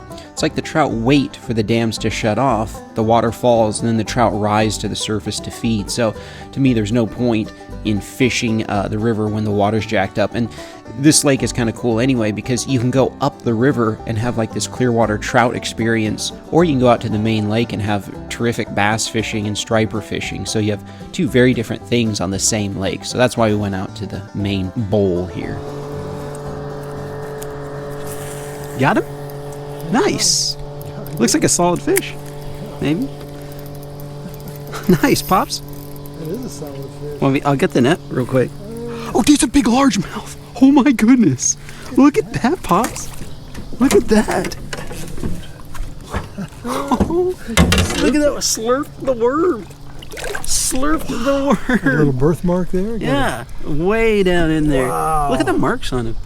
It's like big old It's like freckles his, or birthmarks. freckles or birthmarks on the tail. Oh, and the side, this side too. Huh. That is I've never one of the seen one more like that. It almost looks on like the it's fin. marked, yeah. Wow, modeled. Huh. Yeah. Well, there we go. That is so cool. Nice catch. Oh, thank Right you. against Right the down. wall. We love this wall, guy, because sometimes the fish push bait fish right against it. I'm gonna get the pliers and get that out. That is a nice one. That is very cool. That's one of the most unusual largemouth I think I've seen. It is. Let's see how he does. Very nice catch on a purple worm. Another one? Yep. I didn't even make a cast, guys. Oh, a little. Stuff you got on. That looked like a spot to me. Oh, Did you I see would that? like to eat Oh, one. we could eat. Fuck. Mm-hmm. I don't think there's a size limit on them in this lake either. Yeah. Maybe I should switch to the old drop shot. Yeah, if they're down there. We've done that purple worm thing every once in a while. This, if there's any lake that they love the purple, it's this lake. Got him. Oh, he came off. Dang. I had him. Down deep again. Pops just like yours. I was bouncing it down the wall. It came down the drop off quite a bit. That fish was maybe in 15 feet of water. But look at, we came out here to try to catch trout. And here we are, deep water bass fishing. Well, my friends, the hunt for trout did not pan out, but we caught some bass and had a good, kind of fun evening out here. But the hunt for edible fish continues. We'll see you guys at the next spot.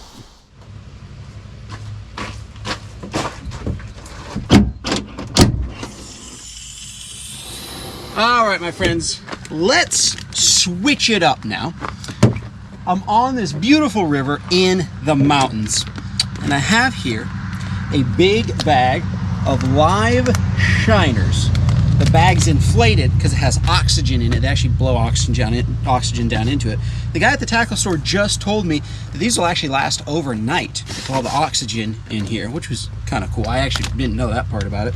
Anyway, I have 24 little shiners. He said, all we got are small ones, and I said, that's exactly what I want. And then I have here this jar. We're gonna do something fun. I've done this once before, several years back. I actually put minnows in a jar and put it on the bottom to see how bass would react to it. Really fun video. But you guys commented that it would be really cool to see if the bass could break into the jar somehow. Well, last week, my mom, who was cooking, I think this had rice in it, she said, this is a real nice container. Do you need it for any fishing or camping or anything like that? And I was like, yeah, I actually would. She stuck it in the dishwasher, and unfortunately, it kind of melted down in the dishwasher. Or, fortunately, because when I went to put the lid on, she's like, you just throw it away if you want. And I thought, wait a second. I remembered your guys' comments, and I thought, I could stick the lid on, put the shiners in it, and if the bass come over to hit against it, oh yes,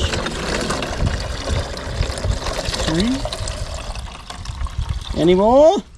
Come on guys, I need volunteers. I want it filled. I want there to be a lot of flash going on. All right, I think we have about a dozen.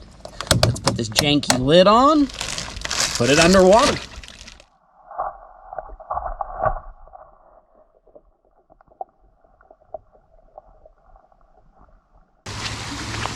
It's not a beautiful day at the river here. We'll come back to that in a little bit, but oh man, it is a beautiful day at the river here. I see a lot of small trout swimming around too. This is actually a famous trout river, folks, and sure enough, the first fish interested was a rainbow, a small one, but it's crazy how when you put something silver and flashy in the water, all game fish seem to be interested. I first got this idea from an old Bassmaster many years ago, and I'm talking I was like 12 years old, maybe younger, maybe like 10 years old. I remember reading an article, more trout are kind of coming around interested, but I remember reading this article about old-time fishermen would put shiners in a jar and then lower it below the boat on a rope, and they claimed it would attract fish, and then they'd catch more that way. And I think that that is a legit way of fishing, because check it out. The school of bass comes swirling around. I knew that the school lived in this area, and so I thought this would be a good spot to do it. And they were interested. I think that they're a little thrown off by the white lid. Kind of studying on them, I figured that maybe if there was some way to make it all clear, that might help a lot, because they're staring at it. They're definitely interested in the shiners, but it does definitely look like something, artificial. So it got them to come around. They stared at it for a while, but after a time, they kind of lost interest in it and swam away. You see the trout in the background there. That's cool. So I thought, you know what? Maybe if I flip the jar upside down, I'll keep the lid loose. So if they knock again, I hope they knock against it and it knocks the lid off. But if I put it upside down and kind of stick it down in the mud, it might look more natural that way. And then the bass will finally come over and start, knocking against it, spill out the shiners. Looks like there's a nice brown trout in the background there. Sure enough, this time the bass were much more interested, and it helped that the shiners were active, and it seemed like once one bass got going, the other ones, they kind of fire each other up, which is actually something in fishing that you see all the time. You catch one in a school, and it kind of fires up the whole school. And they were definitely interested.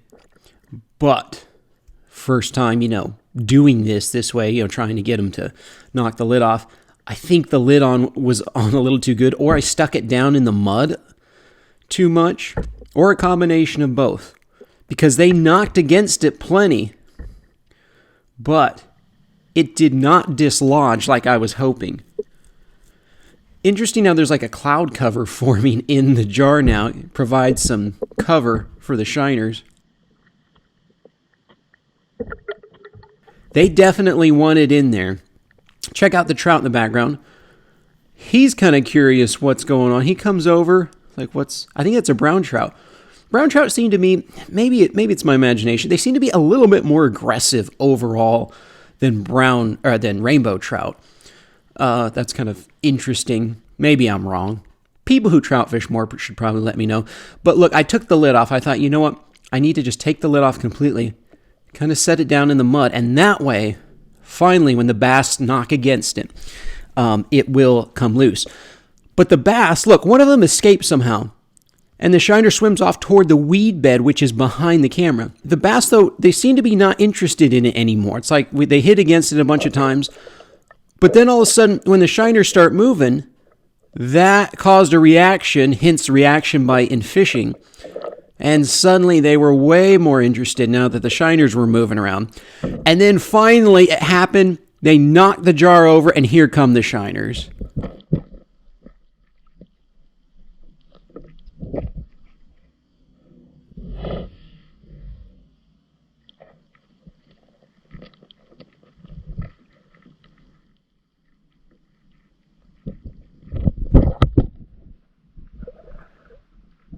Some shiners stayed in the jar. They kind of stayed in the smoke screen, the mud screen. And this one finally comes out. And he could have gone for the weed bed, but for some reason, it swims right toward the bass and alerts their attention. And it's game over. In fact, let's see a replay. Look how fast the shiner is, and look how fast the bass are. When fish want to move, they can... He eludes them at first. I don't think that the shiner got away in the end, unless, it could have actually made it to the weed bed. There's a thick weed bed right behind the camera, so maybe he did get away. Not really sure. I had a few shiners left, so I reset it after the bass ate all those. And by now, the bass were onto it, because they kind of came over quickly this time. But I made a mistake. I left a little air bubble. You see the air bubble in the top of the jar? It floats to the top and spills them all out, which would have been cool, but it kind of spills them all out of view of the camera. But it was kind of interesting because it seemed like a lot of shiners. You see that shiner there in the middle of the screen? It's like a lot of the shiners got away. And I wonder if the bass, are they kind of full? I mean, look how fat this one is. They seem kind of lazy about catching them. A lot of shiners got away that round. But when you see how fat that bass is, that kind of makes sense. But it was a fun experiment. Thank you to those in the comment section for the cool idea. Check out all the people on the river. Just came down. They do float tours, and it gets wild, as you can see. You guys want to be on the video? Oh, yes. Cool. What is? Hey, what's your name? Carter. Connor? Carter. Yeah. What's Dagan. Dagan and Carter. Hey, nice to meet you guys. Hey, cool. I have something for you. That's cool. That's awesome. I can't believe it. I have. All right, you're in luck because I'm in my truck. Yeah. And with my truck, I sometimes have merchandise that might fit you guys. Now, what size of shirt do you usually wear? Oh, large. Large? All right, so this is a shirt we made. It's a prototype. Cool. We never even published it, so it's the only shirt ever like it made. You can have it if you want. Thank you. And then... Oh, it's a level up in real life shirt. This is an old one too. Do you want that one? Yes, bro, I'm fine with anything, bro. Hey, how are you doing? What's your name? Jared. Jared, nice to meet you, Jared. I don't know. You interested in this shirt? Do you watch my channel? Sometimes. No. Sometimes? Do you want a shirt or not? You don't have to take I'm it. fine with it. You're fine with it? Okay, you can totally have it if you want. That might be a little... Trying to get everything. That's all I have left though. Wait, is that extra large? Let me look at that. Might be. I'm actually filming an underwater video, so I have an underwater thing going there. Really? And you interested in something like that? All right, perfect. Bro, I'm telling you, I was fly fishing here not too long ago. If you could walk out to the end of this island, there's that The riffles there? yeah, right there, and there's like the thing and it goes into a deep hole. Oh, Go really? fish over I haven't fished over there. I always fish from like here up. I'll have to go down that You one. have to, bro. It's like, you walk all the way to the end of it and it's like the ripples come down and it's like the island and then like another like You got a island. calm spot, ripples, and right in the middle you can. Calm It's spot, like- riffles. I don't like fly fishing very much. It's just not my thing. Now here's something, since I don't know his size, and I'm not sure they have a small or large, a small or medium. This is a brand new color called chameleon. Oh, he's gonna love So that. it looks that, but when you drop it in the water, it turns brown. You could even just go, yeah, they turn. That's why it's called chameleon, because it changes colors. That's cool. I've already experimented around. They work fantastic, especially if you drop shot them for like smallmouth up on the. So, take that to Bubba. So right where that weed light ends and there's a 90-degree, all the bass are laying right in there. We have to get a little bit closer, but there are like 8 of them. They're all. Holy. Yeah, you see them? Yeah. Dude, you can they're barely right. see 'em. You gotta They're like- right by the shore. If we move a little, they'll move. And in fact, the problem is I've tried fishing for them with lures. I was here about a week ago, and I tried everything and they wouldn't bite. I think they get fished for a lot. My buddy Hunter Grindstaff caught him like crazy, dude, with a little Senko, like a little Oh, Cinco. 4-inch Senko. You know what? If the Cinco doesn't work, I literally held back one shiner that's still in the cooler. He can throw it in there if he wants. Now here's something. If you want, I held back one shiner, and if you want to put on a little circle hook, you can put on a little shiner, and I bet that would get him. You want to try that? Yeah. All right. I can't. Oh, he's a little squirt too. We'll see if they go for him. There you go. Smallmouth on by the dam. Dang. All right, my friends, Dagan is going to use the last piece of bait and try to catch one of these bass. Catch the biggest one, will you? Stand wherever you need to. I don't think they spook. They're used to so many people walking along here. Oh, he's... Uh-oh. He's switching the reel handle. He's getting all prepared here.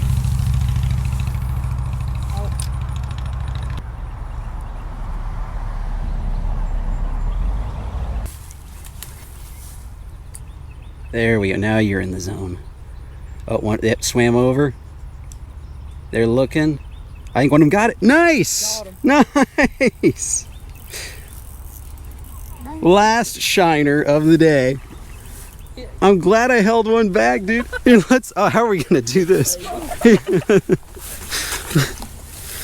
Good thing he's got the Crocs on.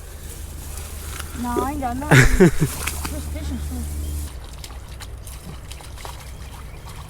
Is it a largemouth or a spotted bass? I caught a spot in here the other day. The only one I caught. Caught him on a live crawfish. You got him? Nice, dude. Last shiner gets a bass. Here, I'll help you. There we go. All right, I'll take the fish from you. Very nice, my friend. Careful for the gators. Yeah, that looks like a spot to I me. knew there was larges in here, but I didn't. What was that guy telling us the other day about if you check their tongues or their mouth? Yeah, if there's spot. they have a rough patch on their tongue. However, it's not 100% reliable. Like sometimes a spot doesn't have that patch on its tongue, but that pattern sure looks like it. But, Looks like it's been. nicked by something. Nice, sweet. Now look at them all. Oh yeah, look at them all right there. Go get that Senko. Oh, there is a lot. I'm telling you. Nice catch, my friend. Glad you guys stopped. There he goes. Sweet dude. Can I get a picture? Yeah, sure. Yeah. Well, that was really cool. Well, my friends, what a fun time out here and all the underwater footage. This cool school of bass. I think I've kind of done all I wanted to do here. Let's go on to the next spot.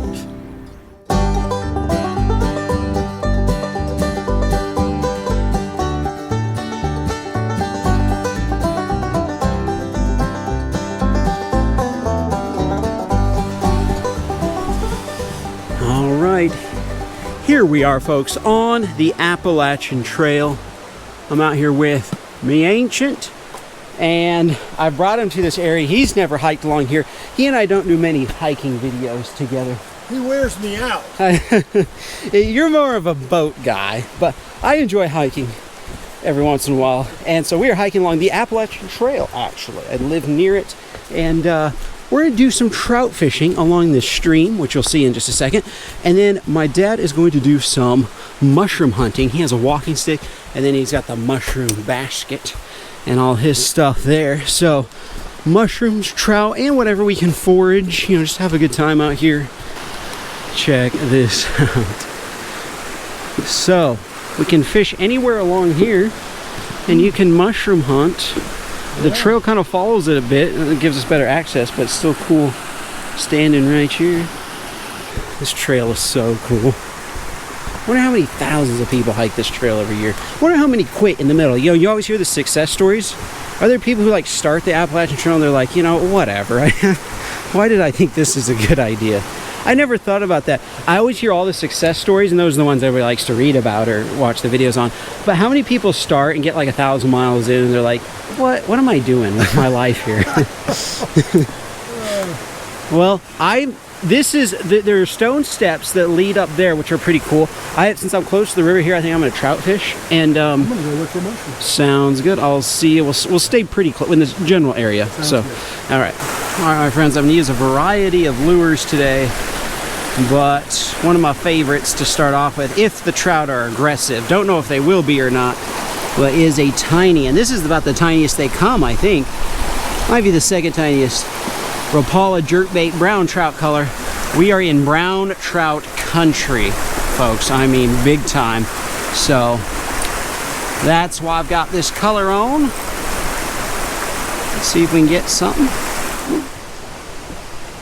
Walking up the rock path, keeping our eyes to the left and right.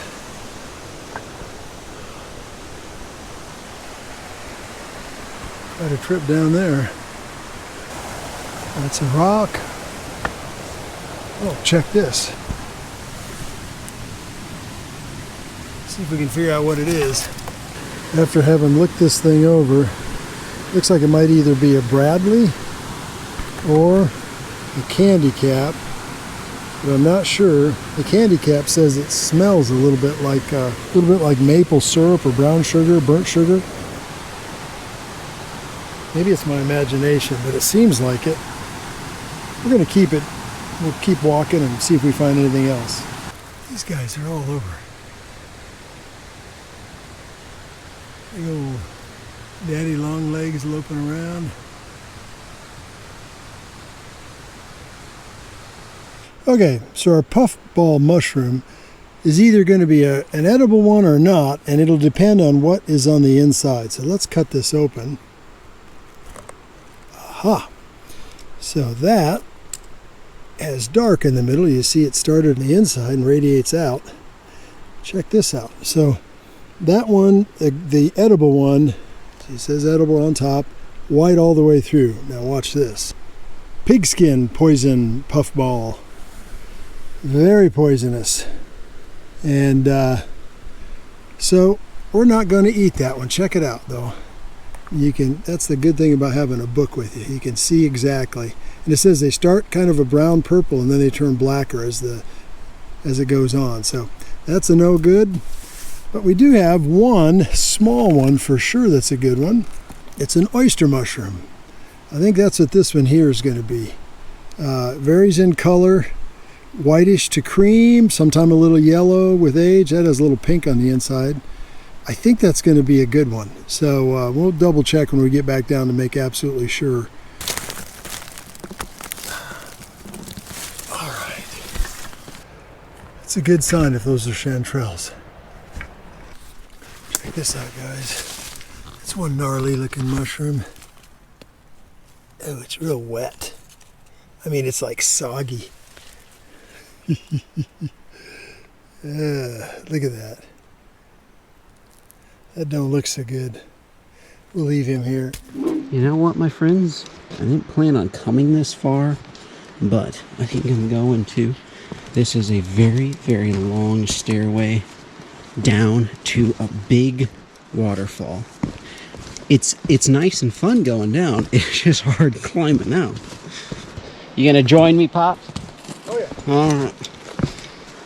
Oh, you have to be in good shape to hike the Appalachian Trail, man. I hear a waterfall. I see a little waterfall through the trees. Not a little, it's a big waterfall. I see a little of the big waterfall. Look at that. Look at those falls, ladies and gentlemen. Nice. Oh, I love it here. I have this routine when I trout fish where I start off with faster moving stuff like a jerk bait. Even though this is a really like small finesse one, still start off with faster moving stuff and then go to things like the tubes. See if I can get like the aggressive trout. And then this thing casts really well. And then go to the slower stuff. Got him, got him. Fish on, folks, fish on. First fish of the day. So you're gonna be either a trout or a sucker. Oh man, oh man, oh man, this is a good fish. Or it's a strong one. Oh, nice. Oh, nice. Oh, hooked him right in the snout. Dude, look at the color of this rainbow. Look at that. Yes. Yes. Dude, you talk about pink. Talk about a pink fish. Oh my goodness. That is fantastic. That is what I'm talking about. And the great eating size, about 13 inches. Oh man. Guys, look at that fish. Yeah. There's a guy over there swimming. He saw me catch it. All right, love this bag because usually it keeps the fish alive and fresh. It also keeps crawdads in most days. Oh man, that is fantastic, my friends. There's a hiker over there. He just got done swimming when I rolled up. All right. All right, all right.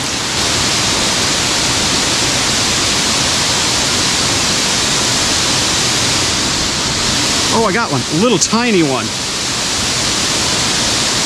Look at that. Oh, it's a little brown trout on the brown trout lure. Oh man, that's a bad hook job there, my friends. Oh, got him in the fin here. This guy might be made into catfish bait here. Yeah, you know what? I'm gonna kill him. He's getting all... Dang. Oh well, I didn't plan on keeping something that small, but...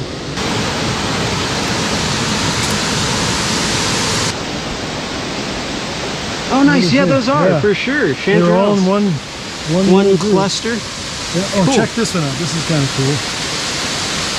Oh wow, that's crazy. It's a weird, yellow, interesting. Yeah. Nice, but those are for real chanterelles, so that's cool. Yeah, I've been looking. I think it might be a little early for them, I guess. I don't know. No, we catch them. We catch them. We don't catch mushrooms, but we found them earlier than this. Put the jerk bait back and get out a little tube action here. Ace Video's tube tackle box. I really just love all these colors. It's just an incredible, incredible tackle box. Yeah, that was pretty cool. Yeah, yeah. Pardon me? Have you done good right here before? I have. I've been here another time, and I think it was in the winter though. It was like December. I came here, and I caught like 5 or 6 right below then. So yeah, I've never been here this time of year. So. ended up here. I live in Valley Forge, so Oh, wow. I'm almost home. So. Wow, that's crazy. Yeah, it's a, What good, it's a good one, man. So did somebody like drop you off and you're like, Yeah. I'm gonna take 5 days to hike back home? Hike back. It should take about 3, but I take my time. That's cool. Hey man, you enjoy yourself. Hey, you Be too. careful out here. I appreciate it. All right, armed with some soft plastic here. Little tube action. Trout love tubes. See if we get another one. That's pretty cool. That guy had somebody drop him off about a 5-day hike from, he said 3-day, but he's made it in 5 because he took his time. But a hike a ways from his house, and then he's taken the whole Appalachian Trail back to his house. That's a pretty fun activity on your time off. Oh, getting a bite. Oh, missed him. Got him, just smoked it. It's another nice one. Dude, look at this. Another really good sized rainbow. Come on with it. One for me, one for Pops on the tube. Look at that. Hey, I just caught your trout. We each have one now. Look at that size. That's good for a stream like this. Both of the other one's about the same size though. Wow. We got 2 good ones. There we go. All right.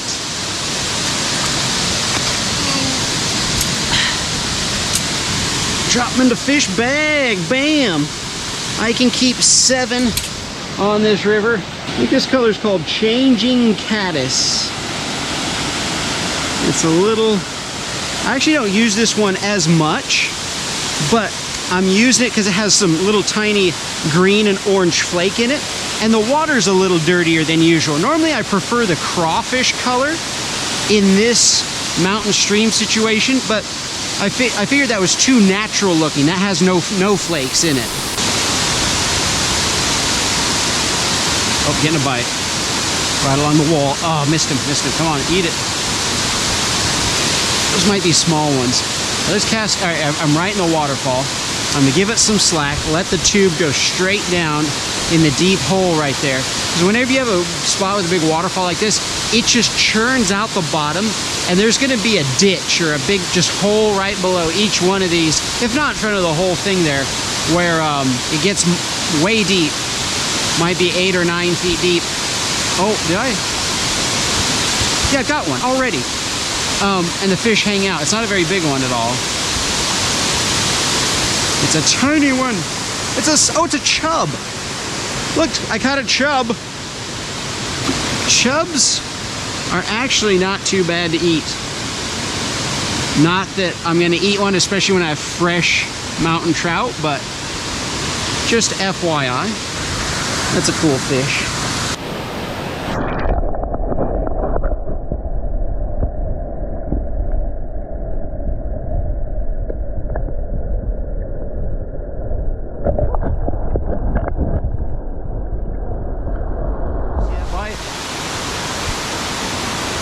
Come on.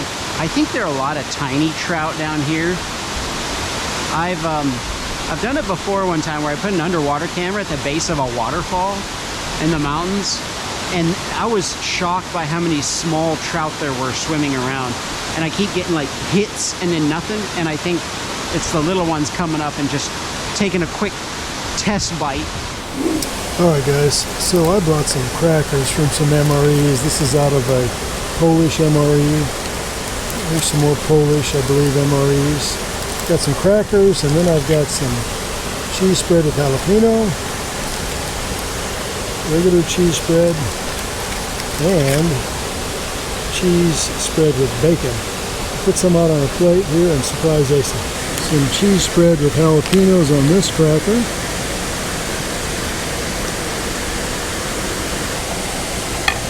Alright. Regular cheese spread we'll put on this one here. You can't put too much cheese on anything as far as I'm concerned.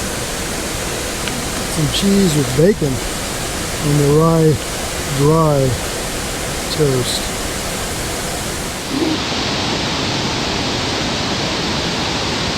Got him.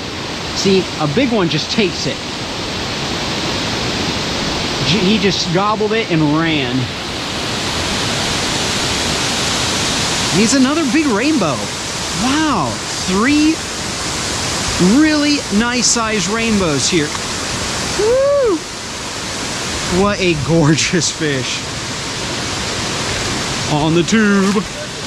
Look at this, 3 nice ones.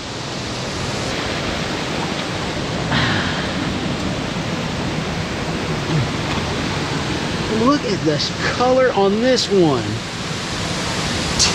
Dang. How fun. Wow. You know, how many should we keep? I have 2 really nice ones about the same size. Yeah, I think for a little hiking meal, that'll be good enough. I'm gonna let this one go. Whoops. Well, sir, you're catching the fish. I put a few cheese and crackers together for us. Check that out, guys. Wow, that's beautiful. Just beautiful. I mean, to catch some greedy trout this size under the waterfall, Yeah. I'd be happy with 1. Right. But I mean, wow. Those are going to taste good. Uh-huh.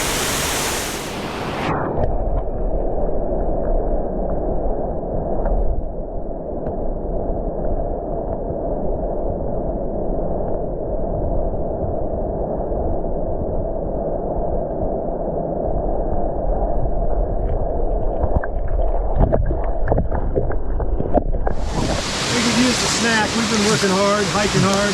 That would be great. Ah, from the MREs, huh? Yes, we got regular cheese, bacon and cheese, and jalapeno and cheese. All right. I'll take a jalapeno. International crackers, too. Oh, perfect. Cheers, sir. Cheers, sir. Whoa. Don't call them tank threads for nothing. Mm-hmm. Hands of crackers. Wow. That's the toughest cracking. That's the dense. That's so dense. It's like they've just hard pressed it together. And it has rye seeds in it, too. It's really quite good. Yeah, it's tasty. It's just, it's incredibly thick. Yes, it is. Wow. And then you want to try bacon next. This cracker is going to be very soft, very crumbly. Kind of just the opposite then. Yes, it's a dry rye. Cheers. I love how you brought out a plate out here. I mean, durable plate like that. I like bacon with it. Uh-huh. I like the bacon cheese. We have just our standard MRE cheese spread. Okay. And obviously doing a shameless plug for my MRE channel. Go for it. Check out my dad's channel, link down in the description. His MRE channel. That's a nice snack. Thank you. You're welcome. Well, guys, first crawfish of the day. On the small side.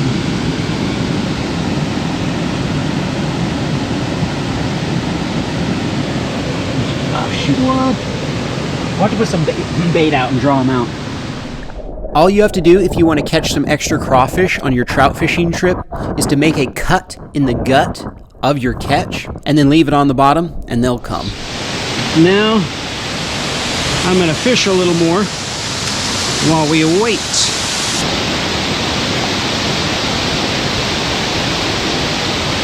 Got him again. First cast after coming back from the little break there. Another rainbow. This is crazy.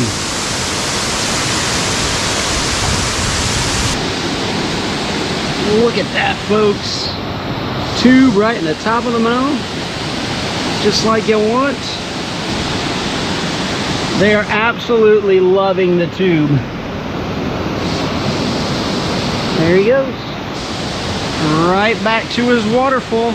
I'm so surprised I haven't caught a brown trout actually.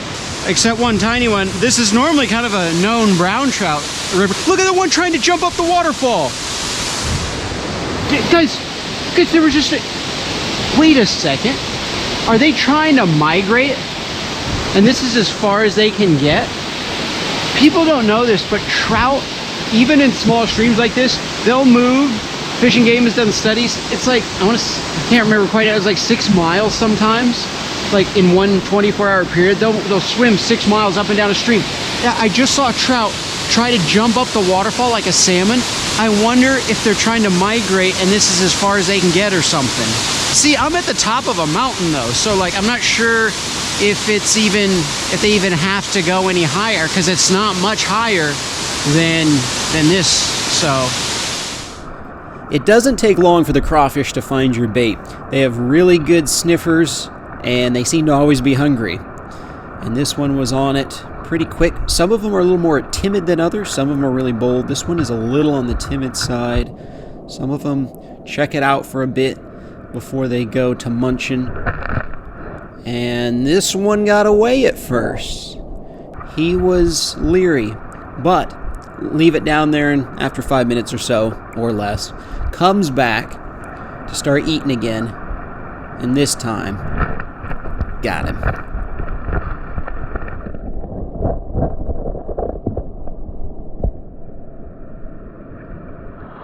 That one ended up escaping, or I let it go. I can't remember which. One of those two things happened. You know, it was a little on the small side. And speaking of small side, here is a crawfish comparison. So check this little one out. For some reason, he's hesitant about going over to the trout, and that's because there's a big one. This is the one you want. This is the kind of crawfish you can even eat the claws if you want to get that little medallion of meat out of there. So you have the tail and the two tiny claws. And it starts hauling away the big trout. For some reason, a little baby trout comes swimming around. Guess it smelled it as well. Trout eat each other. And then this crawfish comes on this side. And there's kind of a little tug of war going on here. Both crawfish are nice size. Both definitely edible.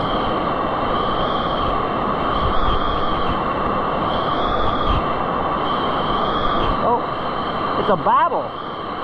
There are two of them. Here you go.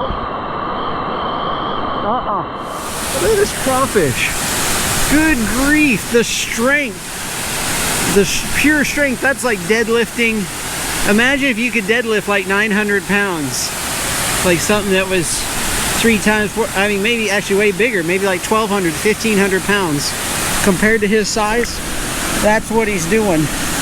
That's a strong craw. There's another one down here. I'm gonna try to draw him out by putting the fish on this side.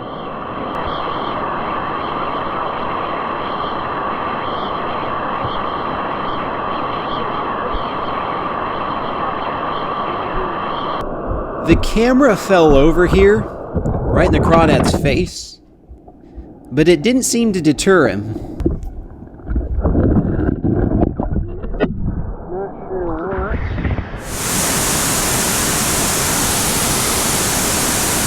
Oh, ladies and gentlemen, look at that big craw, man. That's what they were both fighting over. Two big ones were pulling on it one way and the other. That is fantastic. All right, 3 big crawfish, man. Wonderful. What a great day. You know what I need to do, folks? Add some more trophy bass gel scent. Don't be fooled that it says bass on it. That does not matter. It's just as effective for trout. There we go. All right, last couple casts right here. It's funny to think that some people come here and swim, and they have trout swimming all around their feet, and they don't even know it. Got him. Again.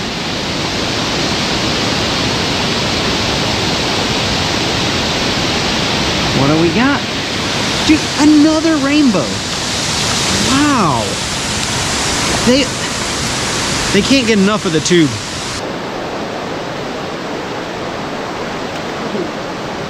Oh, he just came off the hook. Oh, there he goes. I was gonna let him go anyway.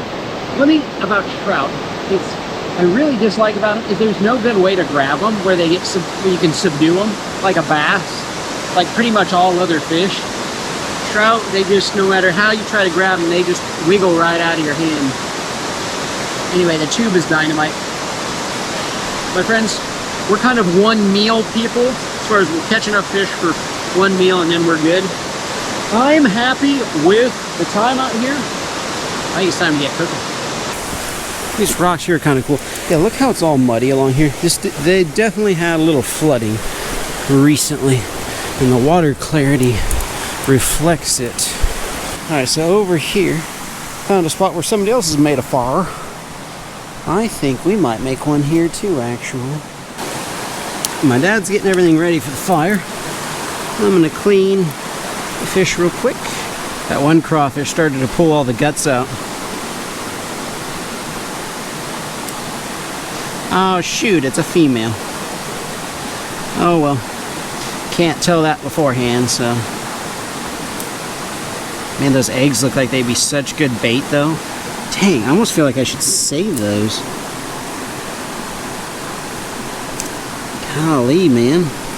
Those are good. There you go, tear the guts out, we'll throw it over there. Probably, well, see if we can catch a few bonus crawfish before I get to the cooking part. Gotta cut the trout in half to fit him in the pan. You know, now that I look at it, look, the trout, it's not very pink or orange. Interesting. Look at the size of that trout, Pops. That's one of the bigger rainbows I've ever caught in this stream. It's a thick one, beautiful one. Good size. Now look, check it out. This one's more orange. So, I guess this is a wild one or a stocked one that's been in here a long time. Trout was so big, I had to cut it into 3 pieces. Oops. Look at the orange meat, man. That is sweet. Stick right in there. Right in there. Thank you for getting everything for a fire. That looks real nice. Got some MRE matches for one of your MREs. Because it's so damp, guys, we're going to break out some fire cubes, y'all. We had about, what, 7 inches of rain in the last week? Mm-hmm. Keep it. Well, maybe once we get it started, it'll be easier to keep it going. There you go. Okay. I'm not sure we would get that going if I didn't have the that one fire cube. Yeah, I think. I randomly threw it in my backpack because it was just left over. I thought it might come in handy sometime. It sure did. All right, my friends, now that the fish are clean, the fire is burned down, everything is set up here, ready to go. I have here my fire frying pan. It's black on the bottom. I have one that I use for like the little propane setup, and then I keep this like really light hiker's one with me for over fires for just this situation here. So we're actually gonna make a nice little semi-elaborate meal. Not too elaborate, but we got some different elements going on for hiking. I have here some black beans, Goya black beans, or frijoles negros.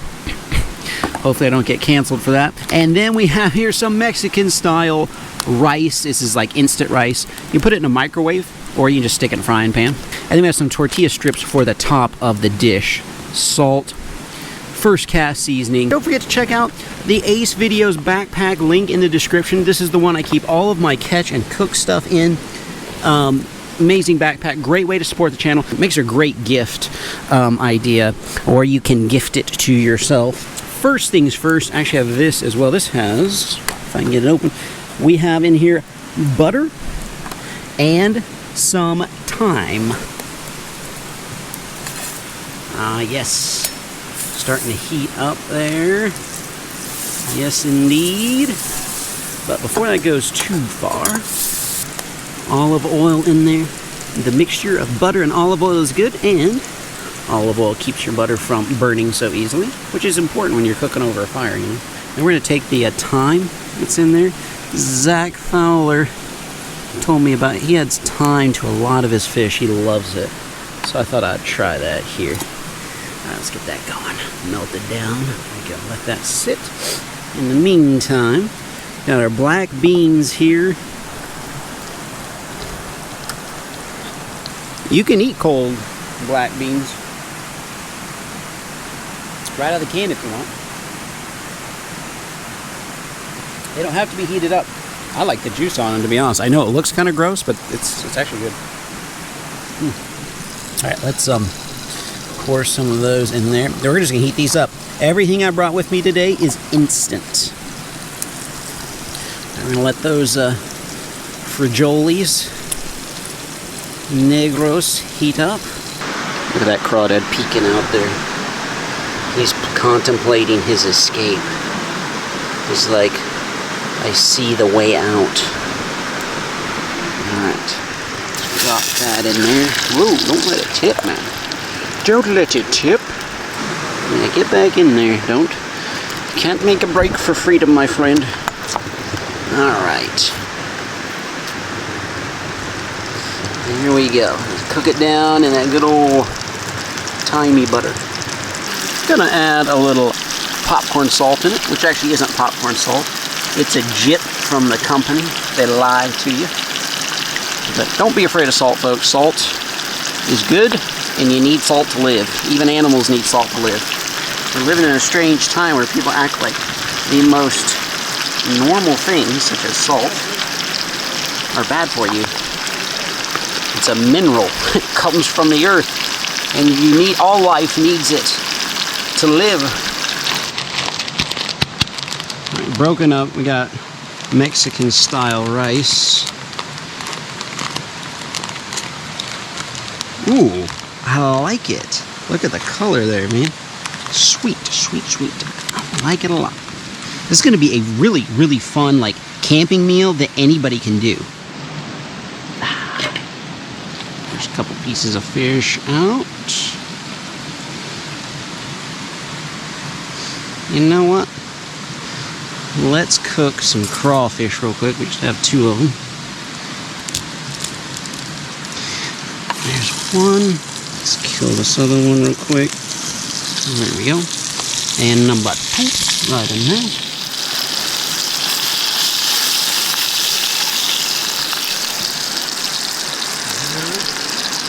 Flip them over. Nice red crawl.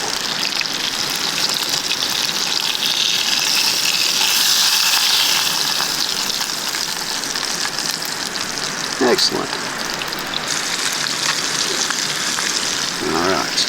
Gonna plate some things up, y'all. I've got these 2 fancy plates that my mom gave me. She said, how about you use these for a catch and cook? They're like indestructible or something. Almost indestructible. And I said, thank you. She's like, they'll look real pretty for your presentation. Oh my goodness, look at the millipede that crawled up on my backpack there. He smelled dinner. He smelled a little Mexican dinner there. Scram, buddy.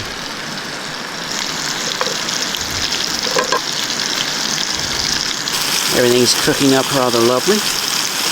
As lovely as can be for a campfire meal. I think a crawfish antennae fell in there in my frigiolis. Alright, Mexican rice, do your thing. And we will combine the rice with my frigiolis in just a second. These just should take no time at all to heat up. And now I will combine my frigiolis negros in with the rice. Mix them all together like family. One big Mexican family, you know. Oh man, that looks good to me. I'll make a bed of this.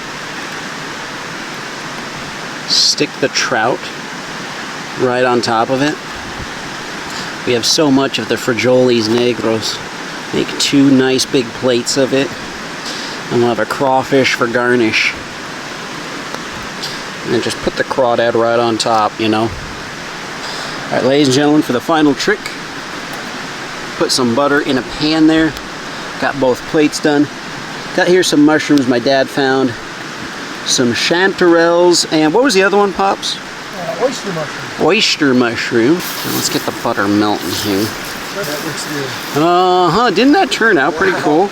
Like beans, rice, fish. Don't get no. Well, we'll add these mushrooms. We know those ones for sure. Here's the thing. What'd you say these were? Those are, gosh. You looked them up though. We'll cook those dead last, and we'll try those dead last. No emphasis on dead. Field mushrooms? Okay. I think so. You think so? That's what I think they are. Okay, that's what you think they are. Why do I not find that reassuring? Well, the only one that in the poisonous part of the book that it might have been, they didn't really look about that, just in case, said that you can take a little bit and roll it around in your mouth and then spit it out and just see if there's a hot aftertaste, forget about it. But there was no hot aftertaste. It was just mushroomy taste. So. Okay. Well, we will verily bathe these mushrooms in butter, and then we'll use the butter as kind of a syrup to just drizzle over everything. May you open our tortillas and pour some of those over the top? Yes. I thought it'd be good to have a little crisp with all the soft stuff, because the trout is soft, the rice and the beans are all soft. It'd be just right. We're getting fancy out here. I'm telling you, man. I'm just going to do this on that. Ay, caramba! Look at that. Maybe a few more. There we go. Sweet.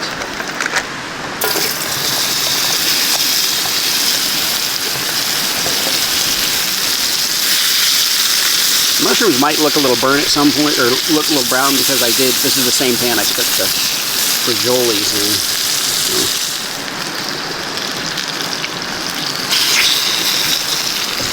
All right, we'll set those off to the side. We'll try those last, dead last. All right. All right, would you say a prayer for us real quick? Thank you. Thanks so much, Lord God, for a beautiful day together. I ask that you bless this food to our bodies. Thank you for the way we're able to catch it and now we get to eat it. I ask it in Christ's name. Amen. Amen. Cheers, sir. Cheers. Oh, man. Wow. I like the crunch. Great How's the idea. tortilla strips? Guys, this is something you can do too. Just got all this stuff at the local grocery store. Thank you, Mama, for the fancy plates. Guys, I have a confession. Those other little mushrooms, like my dad got, I burnt them. I mean, it's edible. You wanna try it? Yeah, I'll try it. You want to try it? I'll try this one. Tastes like butter. Tastes like butter. I didn't do a good job of cooking the little mushrooms. So now a crawfish. Some people ask why we catch and cook these crawfish in the streams. It's just fun. They're tasty, it's just fun. It's kind of like anything else where you're not gonna, like capers, you know? You're not gonna fill up on capers. You're just eating capers because they're good garnish or whatever. Crawfish are the same thing. Or like eating caviar. You know, nobody expects to eat a giant bowl of caviar. It's just a fun food to eat. Oh yeah, you pull the poop thing. I like to pull the poop vein out myself. I like the flavor. I don't like it. Just adds flavor. Cheers. Beans and rice are it's a nice, they're not bland, but they're like a base. No, solid base. No, for everything, all the other flavors. All the other flavors, yeah. Definitely. Speaking of other flavors, I think we should get That's right. the mushrooms. All right. I think we should both just try one, because they said even if it's not toxic, sometimes you can be allergic to mushrooms. So they say for a particular type, always try it first. In fact, I took a pretty big bite. I'm going to just have a little bit of it. Put the rest of it out of it. It tastes okay. Usually they're bitter if they're toxic, right? Well, I'll let you guys know if we get sick. I cleaned my plate, and now I'm going to clean my plate. The crawfish are going to love the scraps. All right, guys, so my dad surprised me. He said he has some dessert for us. I do. I've got some MRE desserts. One will be a lemon poppy seed cake. All right. Take a chunk Do I of that. take the whole thing or just a chunk? No, just take a chunk, man. Be happy with the chunk. There we go. Cheers to you. Cheers. Nice to have something sweet. Mm-hmm. Got a little crunch on the top of it. That's good. When we were younger, my dad would bring MREs out fishing sometimes. That was fun. That'd sometimes be the highlight, was opening the MREs. If you didn't have a great fishing day, you can at least look forward to that part. So, well, my friends, great little adventure out here. Great success fishing. Pops enjoyed it with you. It was a lot of fun. Thank you guys so much for hanging out. We'll see you in the next one.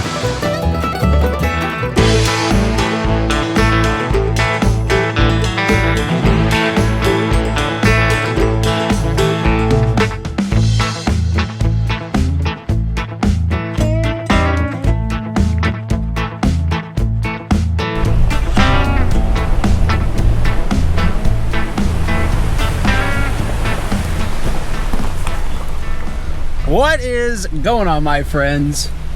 Welcome to the Southern Appalachian Mountains. Oh boy, what a cold morning. It's snowing, which is kind of cool, just light little flurries. I am up on a mountainside right now, going to fish for trout. And in fact, I have a really cool day of trout fishing ahead of me because today I'm going to attempt to catch a trout slam. There's rainbow trout, brook trout, and brown trout all in one day. Check out these super cool waterfalls here. The stream just goes down the side of the mountain, and this is where I'm hoping to catch a brook trout. Brook trout tend to be up in higher elevations, also have a chance of rainbows, and then later on in the day I'm going to go kind of down the valley and try to catch a brown trout in the main river. Believe it or not, I've actually never caught a trout slam before. You'd think with all of the fishing I've done, if you are new to fishing, any kind of a fish slam is just where you catch like all of the main species in one area. So for example, we have trout, but we have 3 species. If you catch all of them one day, that's a slam. But then there are like grand slams. Black bass, if you can catch all 7, I think there's 7 or 9 types of black bass. There's like spotted, smallmouth, largemouth, shoal bass, which are only in a few places, red eyes. If you can catch like all 7 species of bass in 1 year, that is like a bass grand slam. South Carolina coast, if you catch a flounder, a speckled trout, and a redfish all in one day, that's their kind of coastal slam. So I think I picked the coldest day of the week to go fishing. Oh look, the snowflakes are actual like the flakes, the like the real. Let me get my other camera. Wow, they're actual flakes today, like symmetrical patterns, not the just usual clumps. A lot of times snow just clumps up. That is beautiful.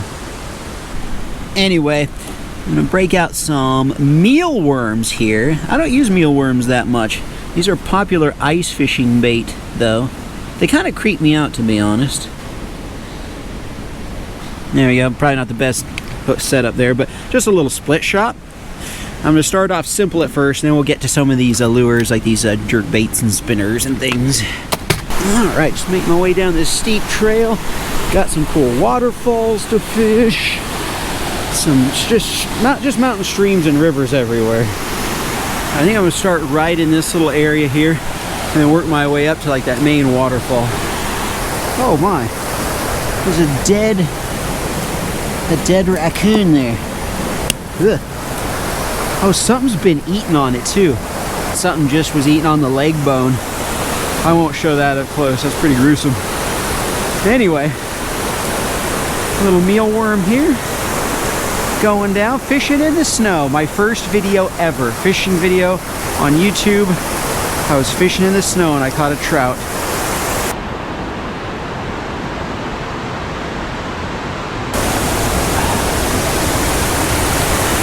Move up here to the waterfall. Look at that. Lots of icicles forming. I would normally stand on that rock and fish it, but not today.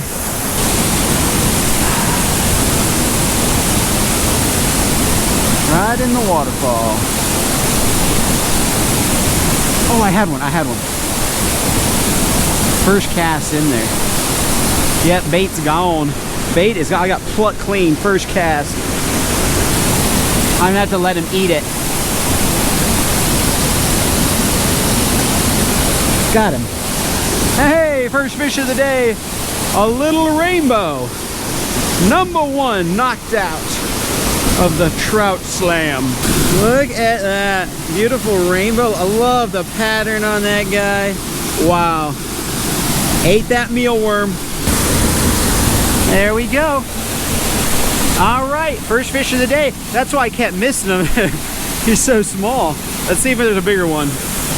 I think one of the harder fish of this challenge to catch is going to be the brook trout. I really want to catch one of those sooner than later. I feel like I might be working really hard for one of those. Got him. This is a better fish. Oh yeah, oh yeah. It's a rainbow This is a keeper. For this stream, that's a good fish. Woo! Look at that, hooked him right in the nose. Right in the nostril. Beautiful mountain rainbow trout. Based on the teeth on this guy, I think this is like a 1000% like wild one. It is not a stock trout. Oh, that's so hard. Look at his pretty fins though. Do I keep it or do I let it go? You know what? I'm gonna take a chance and let this guy go and hope for something else.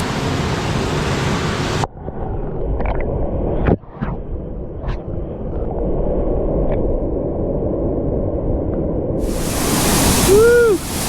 Look at that morsel right there. I'm gonna cast it kind of right in the waterfall there. Got him. Oh, that was fast. Casting it right in the waterfall has helped. Another rainbow. But people don't know this, trout really move. Like, in fact, I was talking to my buddy Aaron, and he was talking about that he read a fish and game study where they tracked a trout and it swam 2 miles up a stream in one day. Like, they really get around. That's why you keep coming back to your same favorite spot over and over again, and there always seem to be fish there, even though it's a small stream. You know, since I don't know how many I'm gonna catch on a winter's day like this, I'm gonna keep this one. Bring this guy over here. I'm gonna stick him in the bag and then keep him in the water. Boy, 3 trout in one spot on a winter's day like this, that's pretty good. I'm happy. Real glad I came here first. Bait's gone. I've been pillaged, plundered, and plucked. Oh, that's a big one. Look at a monstro on this. Oh, big old mealworm. Got him.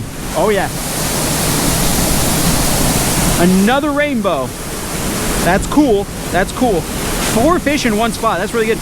But no brook trout. I need the brookies for this slam. Another gorgeous fish, man. Look at that. Beautiful. I love fishing. Even on a cold day like this. And since I came out here on such a cold day, I have this place all to myself. The conditions are adverse, that's for sure, but the fishing is phenomenal. Oh, I had him, but he got off. Boy, they are going bonkers over these mealworms. These are such a good bait in the winter. These are, oh, I cast it way up in that tree. What in the heck was that? That was so dumb. I was about to start extolling the, oh, just hit myself in the chest. Got him, got him. Right in that fast stuff. What is this? It's a rainbow. Man, I haven't, number 5 though. These mealworms are wintertime gold. Go, little buddy. Right under the rock. They go into the rocks to rest when you let them go. That's another thing a lot of fishermen don't realize is trout hide under rocks. So that's why you can look down at a spot and be like, never look at it like a shallow stream and go, oh, I don't see any fish in there. There must not be any. They will be under the rocks 100%. Got him. This is a little one. Is it a brookie? No, it's a little rainbow. He has some orange to him now. It's another rainbow. 6 fish though. He wanted that mealworm, man.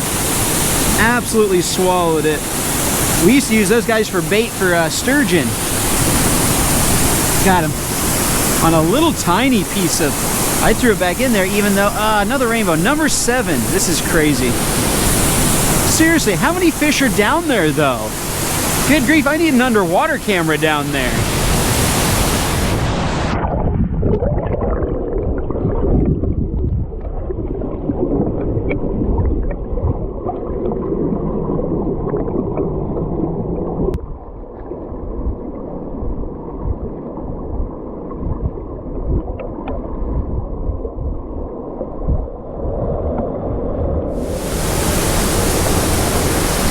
Hey, how's it going?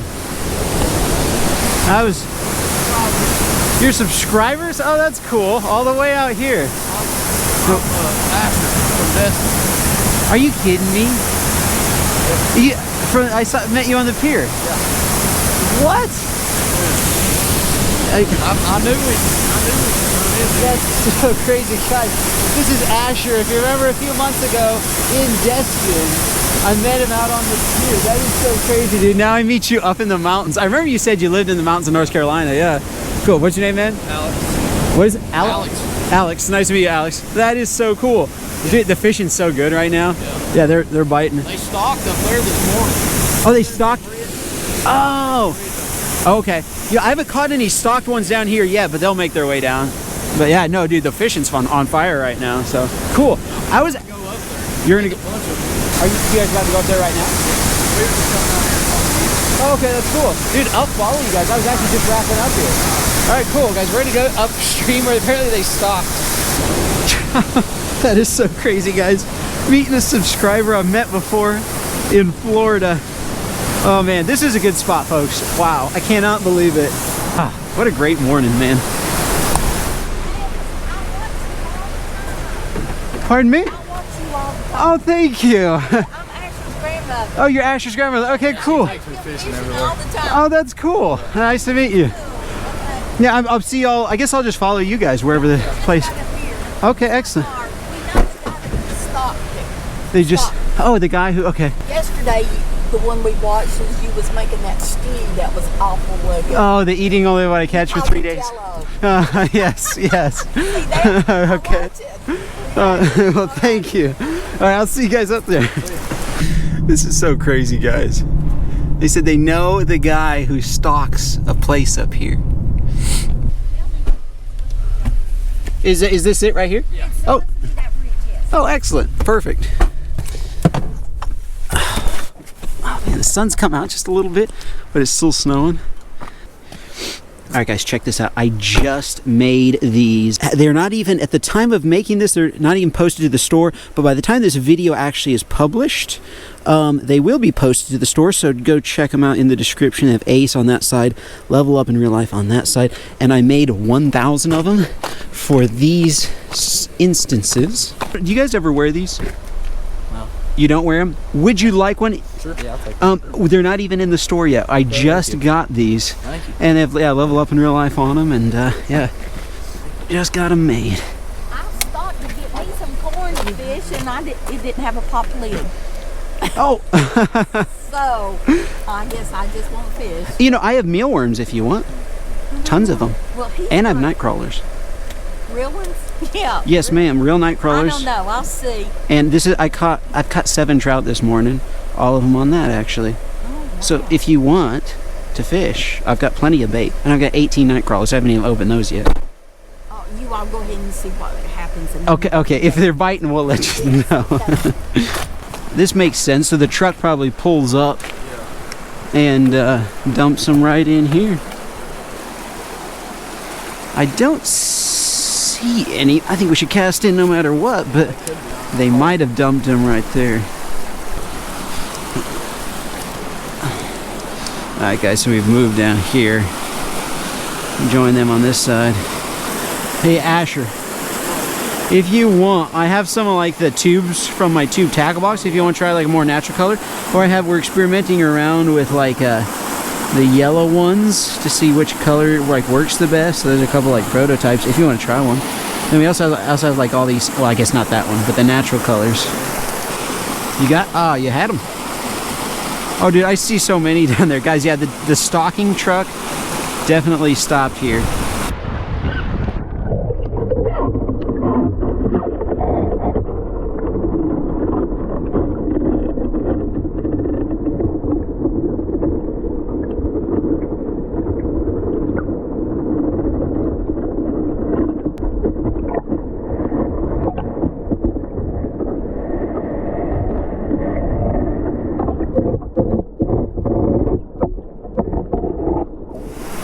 Hey, Asher just caught one. Sweet. Black and yellow too. On the black, oh yes. Excellent, on the Ace, Ace Stinger. Nope. Guys, it's still an experimental stage, so it's not available in the store. Excellent. I'm so glad that worked out. It's a good color like that Panther Martin. Well, he wanted that. I know, he came out of nowhere and killed it. it too, right there. Yes. Hey, appreciate the endorsement there, man. Sweet. Nice little trout to eat. Cool. There's so many. That's perfect eating size.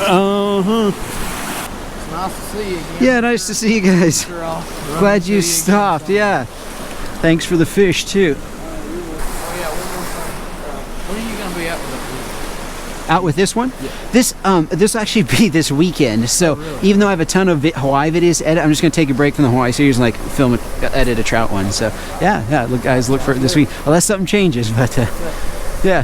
Hey, see you guys. It's good meeting you. Thanks for showing me the spot too. It's good meeting you too, Alex. You have a good one. All right, guys, we are going to part ways. They're going to go to another little creek, and I'm actually going to go on a bit of a drive to hunt down, hopefully, some big brown trout. But that was really cool, though. All right, here we are. I have left the mountainside, come down into the valley. This river is really good for brown trout, usually. Sometimes they can be tricky to catch, though. I'm gonna leave the smaller one in there and take the bigger rod. Now this has just a little bit heavier setup and 6-pound test instead of 4-pound test. This is one of those rivers where like you can catch absolutely giant brown trout. I mean, people's like personal best is like 6 pounds or more. So got a nice little brown trout colored jerkbait on. First cast this new spot. Better check my drag for this place.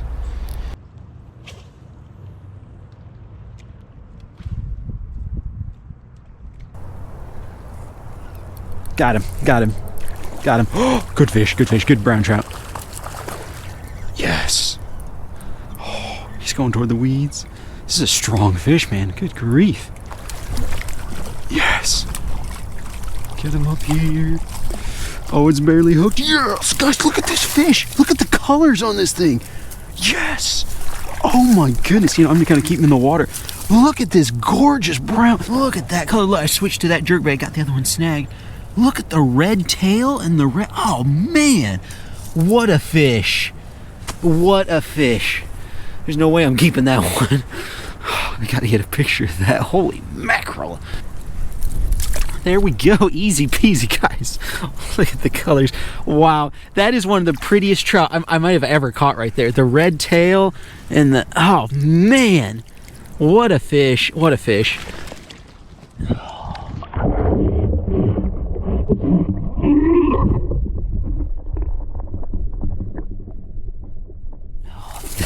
Was a great catch. All right, so I got a brown trout and a rainbow. Can I catch a brook trout now? Look at this big log.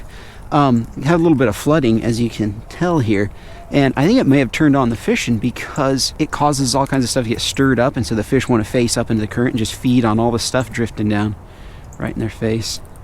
Let's say if this is a fish, this is a mongo. Nope, it is a stick. Even though I get snagged on these sticks and stuff sometimes, it's just fine if that's what makes the fishing good. And do I have one? I think I just got it. That was a stick. There's like, yeah, another one. All kinds of stuff floating down, but hopefully that's what's making the fishing good, so. That was weird. Oh, got him. Way out there on the long cast. Yes. Yes. Well, this feels like a good one. Of course, they all do. These brown trout are pretty ferocious. He might be snagged kind of weird. Oh, it's a good one. It's a good one. I might keep this one if I can land him. It's another brown trout. Yes, that's a good eating size right there. Man, they all fight ferociously. That's fantastic. All right. Yes. Woo. Look at that. Okay, you can see the color difference. I mean, I'm telling you guys, that last brown trout was probably the most beautiful one I've ever caught my whole life. This is their normal color. Yeah, I'm gonna keep and eat this one. Brown trout are a very sweet meat. They're actually slightly sweeter than rainbow trout, believe it or not. Yeah, I just thought of this. I'll be able to do a wild rainbow, a stocked rainbow, and a brown trout comparison in the cook part. That'll be kind of cool. Last cast of the day, folks. And then it's time to get cooking. I'm glad the days are getting longer, at least. We're on the backside of winter, which is good. Don't have to rush around and I have to be off the water at like 5 o'clock.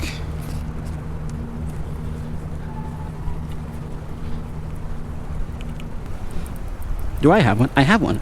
Another one. Number 10. Oh, shoot! That was last cast of the day. Ah, what the heck.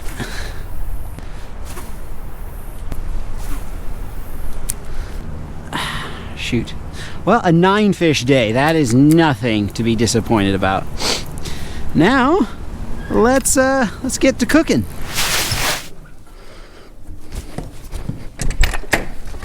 Miss Piggy, good morning. What's cooking? What's cooking, huh? Yeah, how are you this morning? Did you chase any mice or voles or rabbits last night? Guys, a little while back, there was a half a rabbit just laying on the deck. We came out in the morning and just literally half a rabbit laying there. You're a savage. Are you hungry this morning? Have you not eaten anything? I've got some trout if you want to try it, huh? Yeah, I got you. All right, let's come over here. Here's a plate for you. Let's see, that's the stock trout. I think she'll prefer wild, you know? Clean these guys. See if she'll eat the guts. But then let's take a bit of meat off here. You're seriously gonna make me bring it over to you? You're not gonna just come over here? Wow. There you go. What do you think? Huh? What do you think? It's wild trout, Miss Piggy. Fresh caught. Miss Piggy, don't be like this.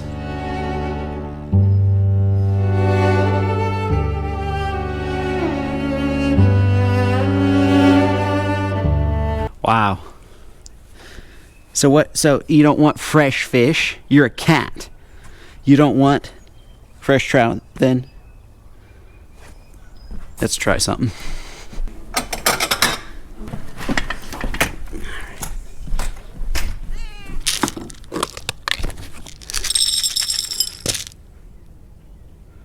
You don't want that either? Well, that's good. I thought that maybe you were just being ornery and you... Wait, so you have fresh trout there and you're gonna eat your dry food?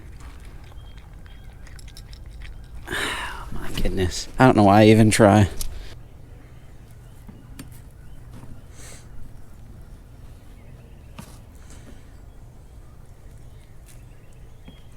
What about that?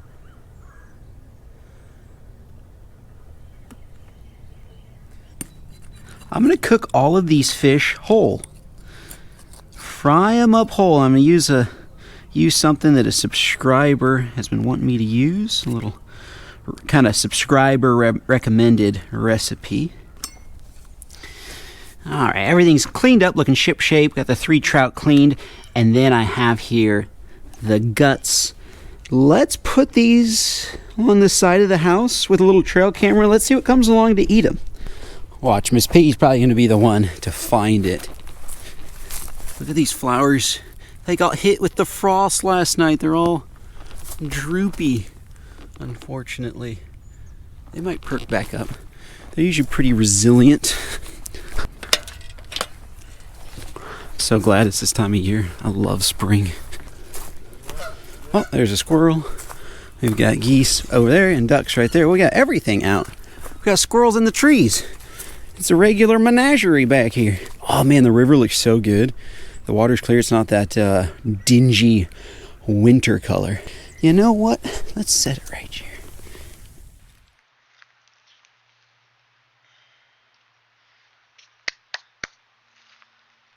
All right, so back here at the house, Miss Piggy came back to hang out.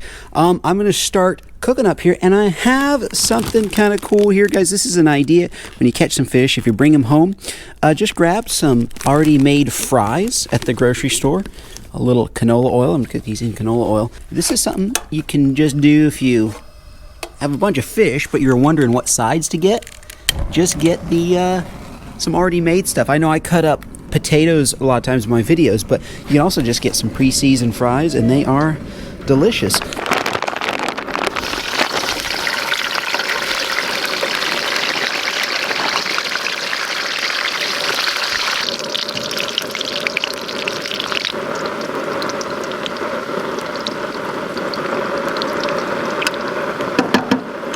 So shout out to Julian Cirizzotti from Canada, Toronto, Canada, I believe, for giving me this idea for cooking the trout. He told me multiple times, dude, you gotta try honey mustard on trout. So I have here a Chick-fil-A packet of honey mustard.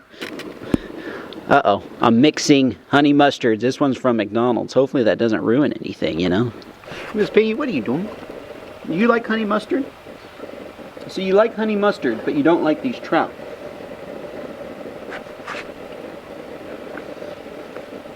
She doesn't know what she wants. I'm just gonna slather the whole thing, honey mustard. And then I have just a little bit of flour here. It is slightly seasoned already. I'm gonna add a little bit of my first cast seasoning to get a little, but I don't want to overpower that nice honey mustard flavor. Kind of drop it in there. Get that sticking to it. You can tell I scored the trout a bunch so that a lot of honey mustard would get in those crevices. There we go, and just bread them up real nice. Clear the fries out of the way. Look what Miss Piggy did. She almost burned the fries. I have to get on to her. She got so carried away with the other stuff. She just made these extra crispy there. It stinks having a cat that can't cook. Alright, so we got some nice fries there, and the fish.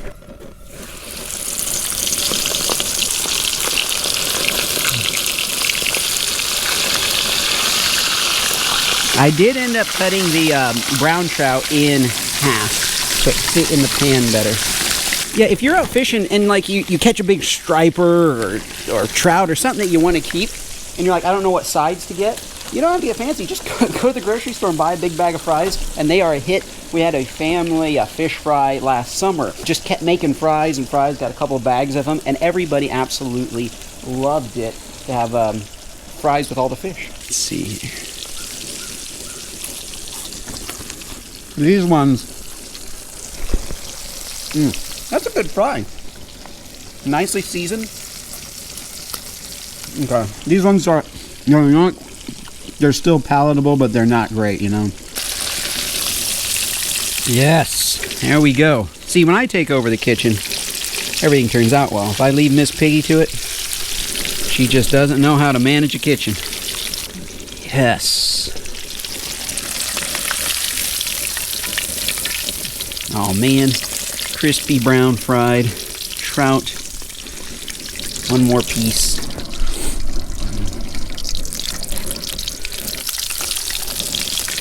Lovely. All right, my friends. This is my kind of lunch right here. All right, let's see which one's better.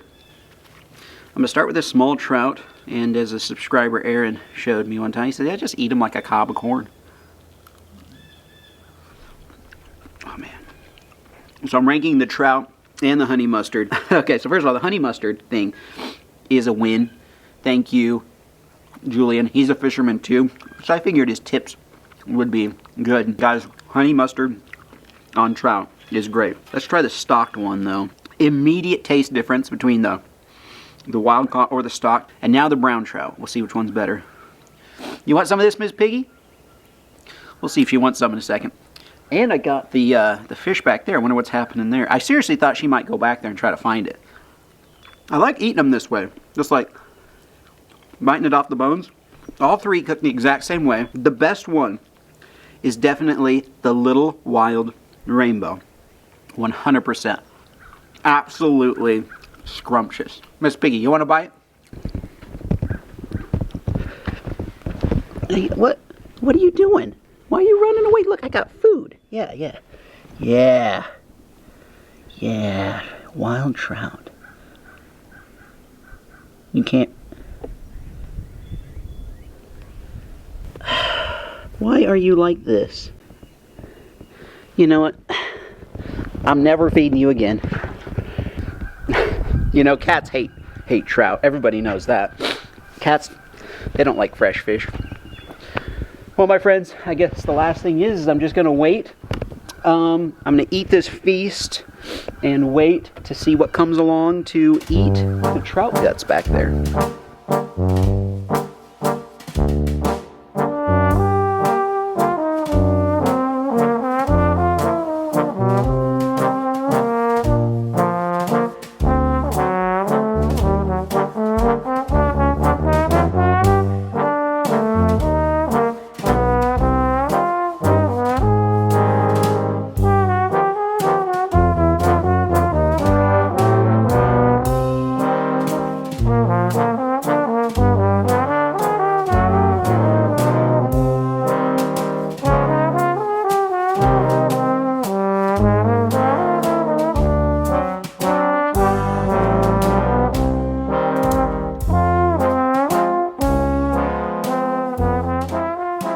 I didn't know there was this much activity going on in my backyard. Check out this rock chuck. I didn't know this either. He climbs a tree. I didn't know rock chucks could climb trees. I thought they were just ground dwellers. And then this possum came, and of course they're scavengers, so he loved it. This is a roughed up possum though. Check out, his tail is just a stump. And his leg on the other side is kind of messed up too. In fact, I thought that stump was like a stump leg, and that's where his tail should be. When he turns here, you can see how his leg is roughed up. He's been in a fight recently. Maybe even with this possum. This is another one that came along a little later, but he was a little late to the party, and there was nothing left for him. This is a cool experiment, though. I hope you guys enjoyed. I hope you guys enjoyed this whole video. I really enjoyed making it. If you guys want to check out more, click on the screen there. I'll see you guys in the next one. All right, my friends, check this out.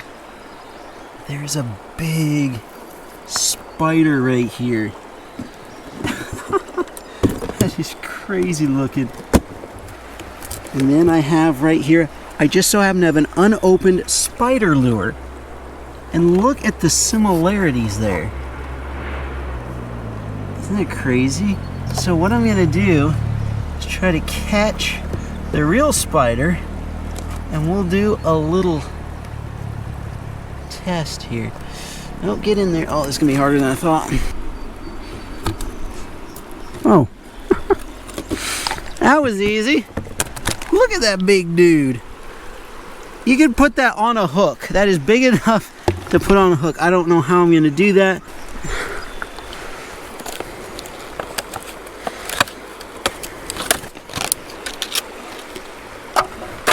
I almost feel weird holding it.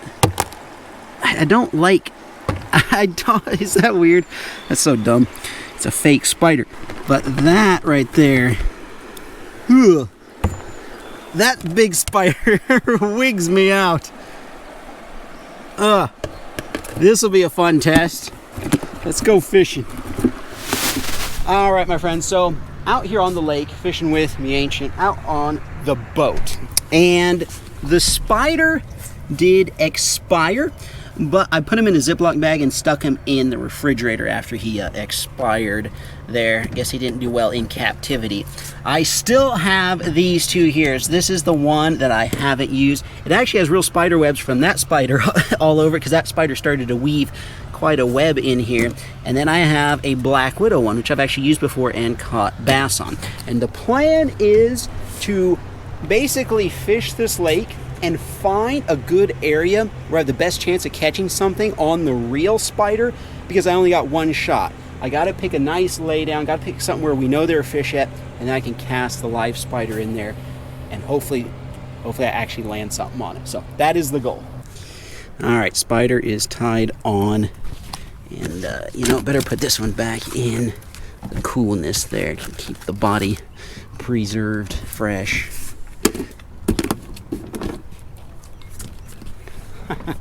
Look how that, look how real that looks. Oh, I'm kind of, isn't that, it's creepy. Cool. All right, a little spider. Oh, you see, hopped him right off the shore there. Just like a spider would do. First cast of the day with a spider. Let's hope we get on a spider bite. Right in all the scum and stuff, just crawling it over. Don't know if there are any bass under this stuff, but... Uh-oh. Come on. How did I get snagged? It's totally weedless. Guys, I'm on a log over there. I'm gonna have to jump in. It's my only spider lure. Well, besides the Black Widow. It's only my only one of that type. Good luck and Godspeed. It's not the way I wanted to start the day.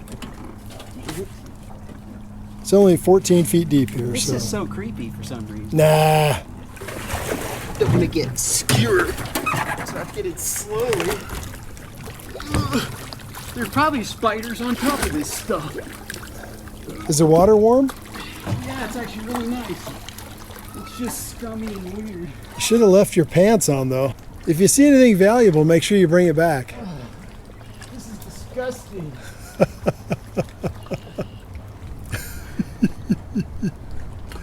Figure the odds on that. Yeah. Yuck. I think we got her in. This is disgusting. I can't believe it.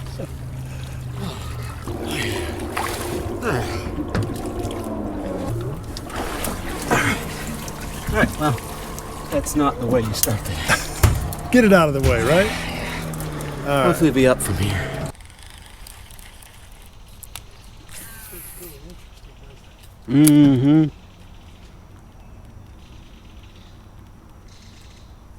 I think I just had a bite in that. I did have a bite in that corner. Do you guys see my line just jump? My line just boink. Yeah, right back there, right in the same spot.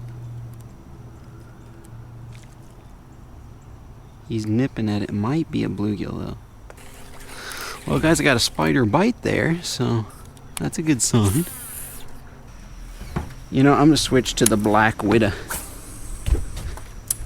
Alright, we're gonna tire this one, put it back in the spider box, get out the Black Widow. First cast of the Black Widow. Good fish? Oh, nice. The ancient's hooked up. Oh, you hooked him in the back. What is it? The carp. I got kind of excited. I bet he felt big. Yeah, you just hooked a carp in the back there. Well, there you have it. All right, well, first fish of the day. Could almost use him for catfish bait or something. Really? If we were doing that. What the? There's somebody. Guys, there's like a toy action figure hanging in the tree for some unknown reason. Is that Captain America? I think it's Captain America.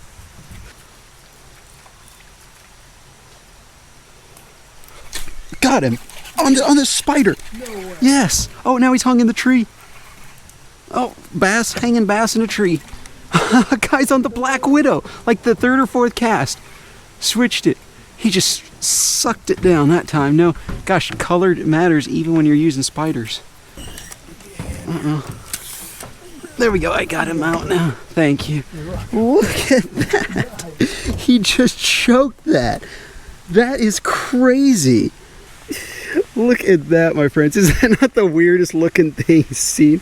Oh, I gotta back away. Look at all this good looking stuff here too. Hopefully they don't ruin it. There we go. First fish. All right, spider lure 1. Live spider. Haven't tried it yet, but we'll get there. This might be a spot to use it. I'm gonna try in this corner again where I got that bite from the other spider. There it is. Oh, something. I caused something to scare or splash under there. Nothing on that cast. I'm gonna get it. Trying to get it far back up under there. Oh, nice. I'm actually on the shore a little bit. And then I just bring it out. Just bring it out. Oh, missed him. Missed him. I cast it on the shore and brought it out. And the fish attacked it. Got him. Yes. Just a small one again, but I can't believe the black. They don't want the other color, they want the Black Widow. This is crazy, guys.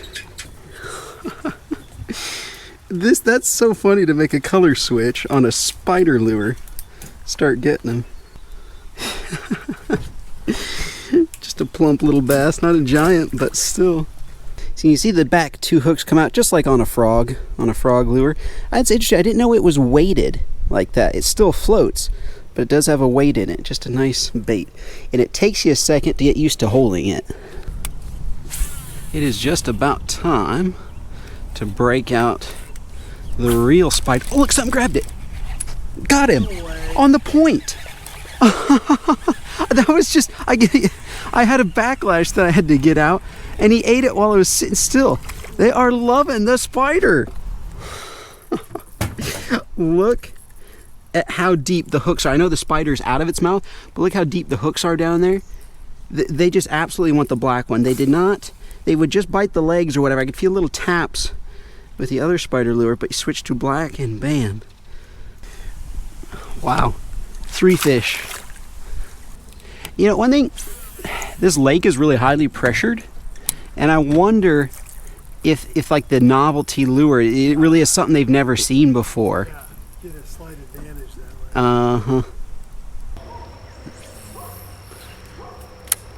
What do you think, Pops? Is this the spot maybe where I get out the real one, or should I wait? Oh, is that just something? Uh-huh. Yeah, look, something slashing at it. Look at him. Something, it's like a shell cracker. It looked like a big old bluegill. Oh. You know what? Should I do it? It's now or never, guys. I'm a little nervous that I'll just lose the spider right off the bat, but let's see. All right. Friends, Romans, countrymen, this isn't for everybody.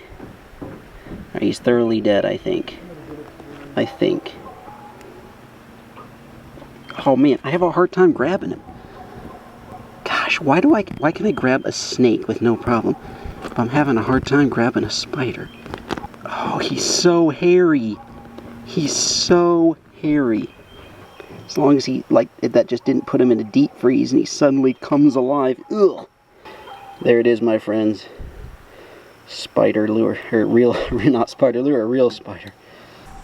I believe that weightless is just the best way to go. My dad's been keeping him stirred up with a spider lure. Actually, he floats. Oh no, he doesn't. He slowly sinks. I'm just gonna let it slackline there. All right, here we go. First cast with the real spider.